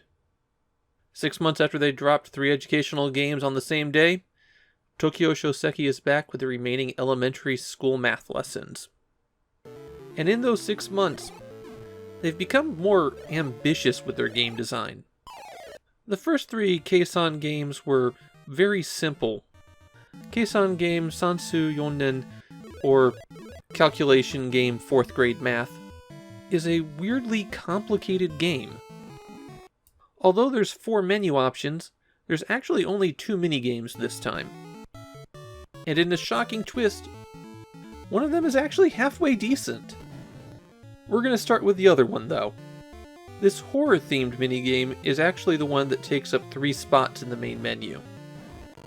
As before, you select the type of calculations you want to do, the difficulty, and then finally if you're playing 1 or 2 player. The horror game features some long division, decimal arithmetic, and multiplication and division with decimals. It's actually kind of confusing to play, too. You start out on this side view screen. You can't jump, but if you press the B button, you stab. This big yellow monster appears and just walks to the edge of the screen and vanishes. He can't be hurt by the knife. He's also the only thing that appears on this screen, so why they let you stab on it, I don't know. You have to stand on the left-hand side of the door, face it, press the A button, and then walk to the right in order to enter a room. The rooms are in an overhead view, and the monsters in here you can destroy with the knife. You can take 3 hits from these monsters, but there's no indication of how many hits you've taken. The chests all contain pieces of the solution, and when you approach them, they reveal what their contents are. But if you approach them from below, you can't see it, so you have to approach from the side or the top. If you think what's in the chest is what you need next, you press the A button. You won't just find numbers in the chest, sometimes you'll find the decimal point too. If a room has multiple exits, you can emerge from any door. So you explore the room, locate the pieces of the solution you need, assemble them in order, and then a ladder appears at the top of the stage to let you out. There's actually a stage progression in this one. It doesn't just repeat. So the monsters become more numerous, and the rooms become more complex as you go on. The thing is, this game's not refined enough to really be playable. The controls are kinda stiff, and the hit detection for the monsters is your entire body, not just the spot where you're standing. One of the more annoying things is that if you turn right when you exit a room, you go back inside it. You have to move far enough left for the door to close, then you can go right. It's also a little bit too slow for how many rooms you have to search in order to get the pieces of the solution. The other game, on the other hand, it makes complex fraction arithmetic fun. Kind of. This is a proper maze chase game. You have to drive over these panels to reveal what they are, and hopefully locate the numbers that you need to fill in the solution. The other cars are chasing you down, and they'll get stunned for a second when they run over a revealed panel. They can also cover it back up. If you find the number you need, press the A button while you're driving over it, and then you get a Pac-Man-like Energizer where you can chase down the cars. There's even an escalation where every car you take out is worth more points. If you can complete the problem, then you need to locate this panel which will let you drive away. But that's not the end of this one. On later stages there's power-ups, like this oil slick that you can drop to stun cars. There's also this bonus stage every 3 levels where you have to get the numbers in order. Collecting the bird acts as the Energizer for this one. It's a simple game with simple math, but it's still kind of fun. Well, at least until this level where you have to drive down this long corridor, and the only way I got out was by having the number I needed appear on a panel before it. This one was kind of a surprise for me. This is a much more ambitious game than the previous Keisan games. It's actually making me wonder what the last game has in store for me.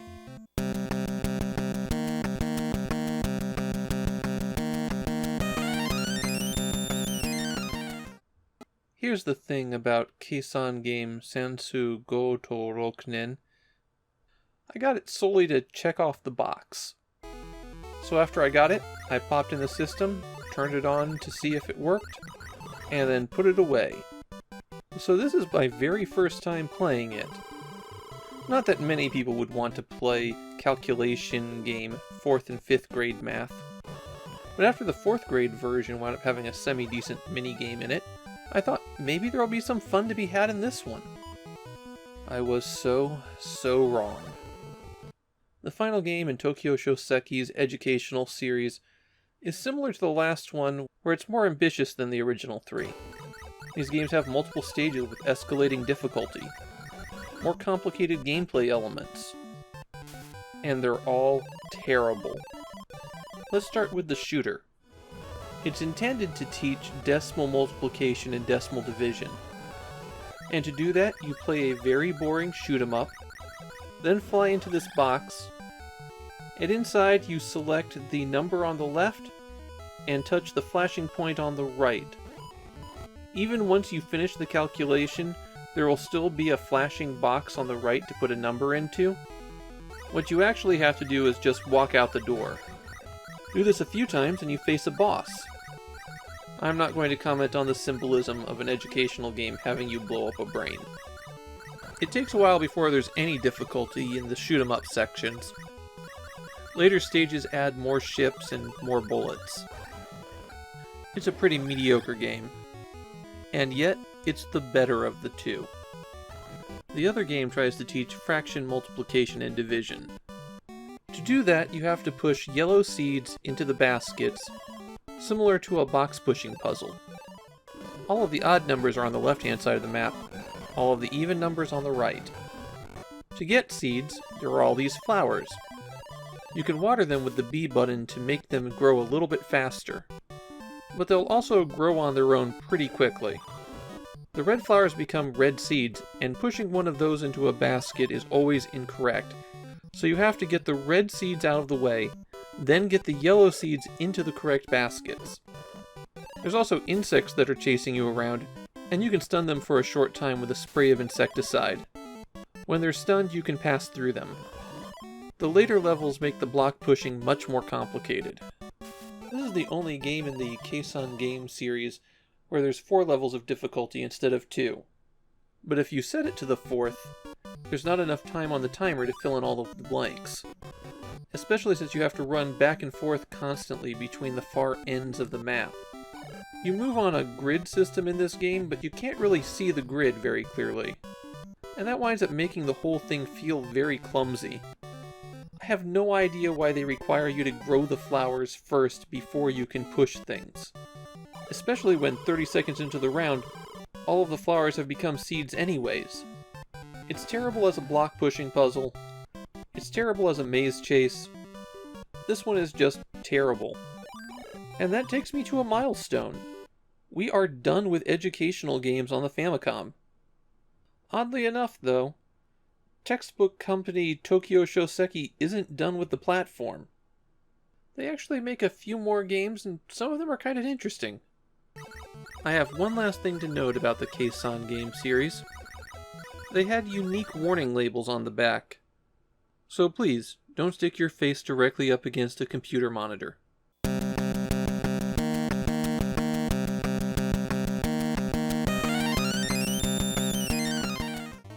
Mississippi Satsujin Jiken, or Murder on the Mississippi, is one of the Famicom's most infamous games. To understand why, I'm just going to play out the very beginning of the game. And I'm dead. There's more reasons that it's bad than that, of course. It's just that the death traps that were added in the Famicom version became one of the things that people remembered about it. Let's back up a little bit. Murder on the Mississippi was originally a graphical adventure released for the Commodore 64 in 1985. It got a lot of praise at the time, and it was considered one of the better graphical adventures for the computer. Angelico's port of it broke just about everything. I'm going to start with the part that I'm least qualified to talk about, the translation. It makes the game sound like it was written by a small child. Grammar errors are common, including ones that even I can spot. It gives the impression of something that's been machine translated.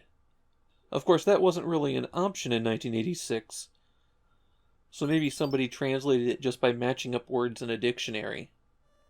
I hope you take some comfort, though, in learning that Japanese players dealt with just as many cruddy translations as we did. That translation got in the way of the story. You're controlling Sir Charles Foxworth, who's traveling from St. Louis to New Orleans on a riverboat.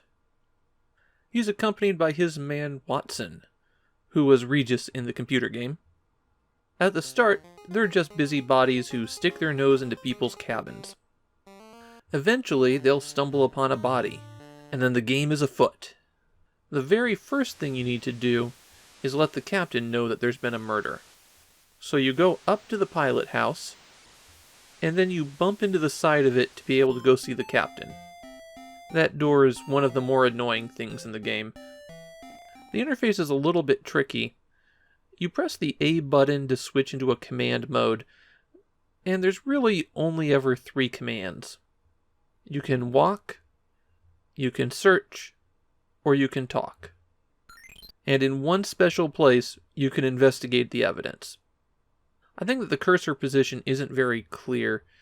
It's pointing at the line that's right above the cursor.